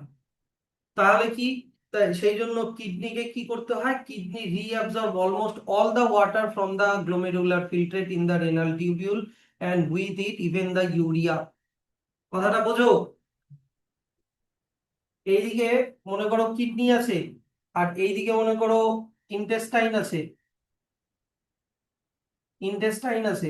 এবার এটা মনে করো তোমার বডি, এবার তোমার বডিতে দরকার ধরে নাও 100 ওয়াটার, তোমার বডিতে 100 ওয়াটার দরকার। এবার তুমি খাওয়া ইন্টেস্টাইন মনে করো 200 ওয়াটার অ্যাবজর্ব করলো, 200 ওয়াটার অ্যাবজর্ব করলো, এই 200 ওয়াটার চলে গেল কিডনিতে, কিডনি এখান থেকে 100 বের করে দিল, আর 100 বডিতে দিয়ে দিল, তাহলে বডিতে 100 ওয়াটার ঠিকঠাক থাকলো।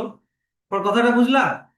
তুমি জল খাচ্ছ, খাবার খাচ্ছ, তো তোমার ইন্টেস্টাইন দিয়ে 200 ওয়াটার অ্যাবজর্ব হলো, সেই 200 ওয়াটারটা চলে গেল কিডনিতে, কিডনি এর মধ্যে থেকে 100 ওয়াটার বের করে দিল ইউরিন দিয়ে, আর বাদ বাকি 100 ওয়াটার যেটা বডির রিকোয়ারমেন্ট সেটা দিয়ে দিল বডিতে, ঠিক?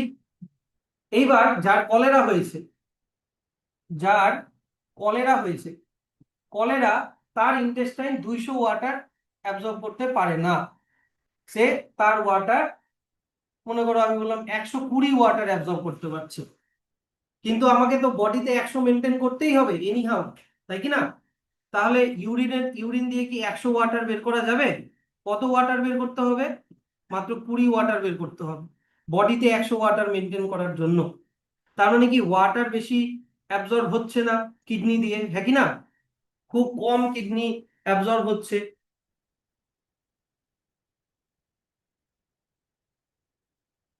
100, দেখো, না না সরি, কিডনি দিয়ে তখন বেশি ওয়াটার রিঅ্যাবজর্ব হচ্ছে, 120-র মধ্যে 100 রিঅ্যাবজর্ব হয়ে যাচ্ছে, তাই না? মাত্র 20 বের করে দিচ্ছে, তার মানে almost all the water is reabsorb, almost, কি লেখা আছে, almost all the water from the glomerular filtrate is in renal tubule and with it even একটু ইউরিয়াও ঢুকে যায় রিঅ্যাবজর্ব হয়ে। যেহেতু বডির মধ্যে 100 মেনটেন করতে হবে, তাহলে ওকে 120 থেকে 100 রিঅ্যাবজর্ব করে নিতে হচ্ছে, 20 মাত্র বের করছে, তাহলে জলটাকে বেশি ওরা তখন রিঅ্যাবজর্ব করে কিডনি, তার ওই জলের সাথে একটু ইউরিয়াও ঢুকে যায়। আর এটার জন্য কি হতে পারে, যে ইউরিয়া যেহেতু ঢুকে যাচ্ছে, তার জন্য হাই কোয়ান্টিটি অফ ইউরিয়া হয়ে গেলে আমাদের বডিতে পয়জনিং হয়ে যায়, তার জন্য মানে মারা যেতে পারে। বডিতে ইউরিয়া বেড়ে যাওয়াকে ইউরেমিয়া বলে। তাহলে এটাকে ইমিডিয়েটলি ওকে রিপ্লেনিশ ওয়াটার, মানে ওয়াটার তাড়াতাড়ি দিতে হবে যার কলেরা হয়েছে। কিভাবে দিতে হয়? গ্লুকোজ স্যালাইন ড্রিপ বা ওরাল রিহাইড্রেশন সলিউশন, মানে ওআরএস খাওয়াতে হবে, ঠিক আছে? আচ্ছা, আর্টিফিশিয়াল কিডনি অল্প একটু আছে, এটা পরের দিন করে নেক্সট চ্যাপ্টারে ঢুকে যাবে। হ্যাঁ, করে দেবো, 10:30 পার হয়ে গেছে কিন্তু, করে দেবো, তাহলে ভালো হলো। আর্টিফিশিয়াল কিডনি, যাদের কিডনি ড্যামেজ হয়ে গেছে, যাদের কিডনি ড্যামেজ হয়ে গেছে বা কোনো কারণে ওটা রিমুভ করে দেওয়া হয়েছে, তাহলে the other kidney alone is sufficient for excretory needs, মানে একটা কিডনি দিয়ে ওই লোকটা কাজ চালাতে পারবে। কিন্তু ফেলিওর অফ বোথ কিডনি, দুটো কিডনি যদি ফেল করে যায়, তাহলে কিন্তু লোকটা মারা যাবে। তাহলে উপায় কি, ওর দুটো কিডনি ফেল হয়ে গেছে, তাহলে ওকে আর্টিফিশিয়াল কিডনি ইউজ করতে হবে। আর্টিফিশিয়াল কিডনিকে ডায়ালাইসিস মেশিন বলে, ডায়ালাইসিস মেশিন। এবার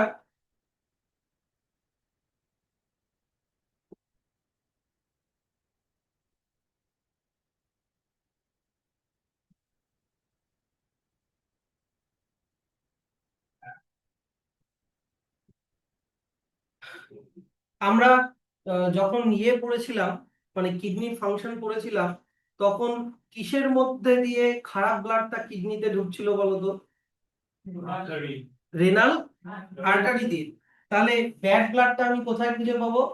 আর্টারি। এবার ওর কিডনি কাজ করছে না, তার মানে ওর আর্টারি ব্লাডের মধ্যে ইউরিয়া আছে, তাই না? ওই ইউরিয়াটাকে বাইরে বের করতে হবে। তাহলে আর্টারি দিয়ে ব্যাড ব্লাডটাকে বাইরে বের করা হবে, আর্টারি দিয়ে। এবার এই তারপরে ওটাকে একটা মেশিনের মধ্যে ঢুকিয়ে দেওয়া হয়, মেশিনটার নাম হচ্ছে ডায়ালাইসিস মেশিন। এবার এই মেশিনের ভিতরে যে টিউবিউলটা আছে, মেশিনের ভিতরে যে টিউবটা আছে, এই টিউবটা হচ্ছে সিলেক্টিভলি পারমিয়েবল। টিউবটা কি বললাম? Selectively permeable, selectively permeable. মানে এটা সেলুলোজ দিয়ে তৈরি, প্ল্যান্টের সেল ওয়াল যেটা দিয়ে তৈরি, সেলুলোজ, ওইটা দিয়ে এটাকে সিলেক্টিভলি পারমিয়েবল বানানো হয়েছে। এবার এর মধ্যে আছে কি? ব্লাড। এর মধ্যে আছে ব্লাড, যেই ব্লাডের মধ্যে আছে হচ্ছে তোমার ইউরিয়া, খারাপ ব্লাড, তাই তো? আর এই টিউবটার বাইরে কি আছে? বাইরে আছে ডায়ালাইজিং সলিউশন। কি আছে? ডায়ালাইজিং সলিউশন।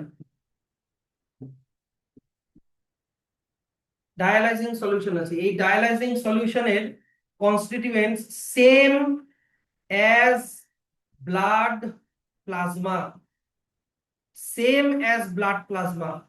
মানে ব্লাড প্লাজমার মধ্যে যতটা গ্লুকোজ থাকে এখানেও ততটা থাকবে, যতটা ওয়াটার থাকে ততটাই ওয়াটার থাকবে, যতটা NaCl সল্ট থাকে ততটাই সল্ট থাকবে।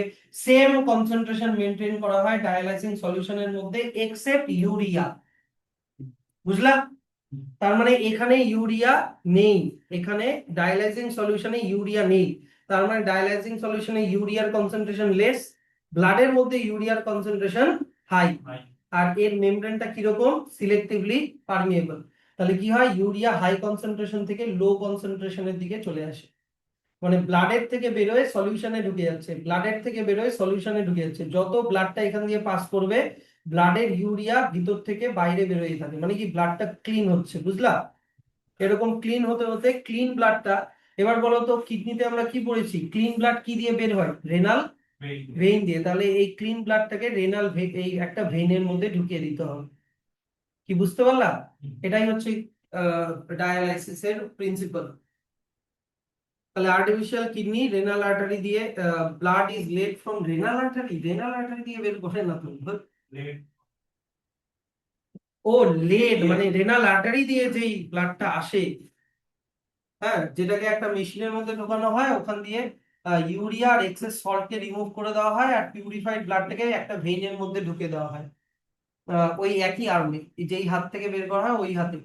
So in case of permanent damage of kidney, dialysis to be repeated about 12 hours twice a week. 12 hours পর, এবার মানে সারা মাসে, সপ্তাহে 12 ঘন্টা ওকে ডায়ালাইসিস করতে হবে। হ্যাঁ, সপ্তাহে 2 বার না, এবার ধরো সপ্তাহে 4 দিন করলো 3 ঘন্টা করে, 12 ঘন্টা, এইভাবে। তো এটা হচ্ছে সামারিটা দেখে নিবা, চলো শেষ। হ্যাঁ। আমাদের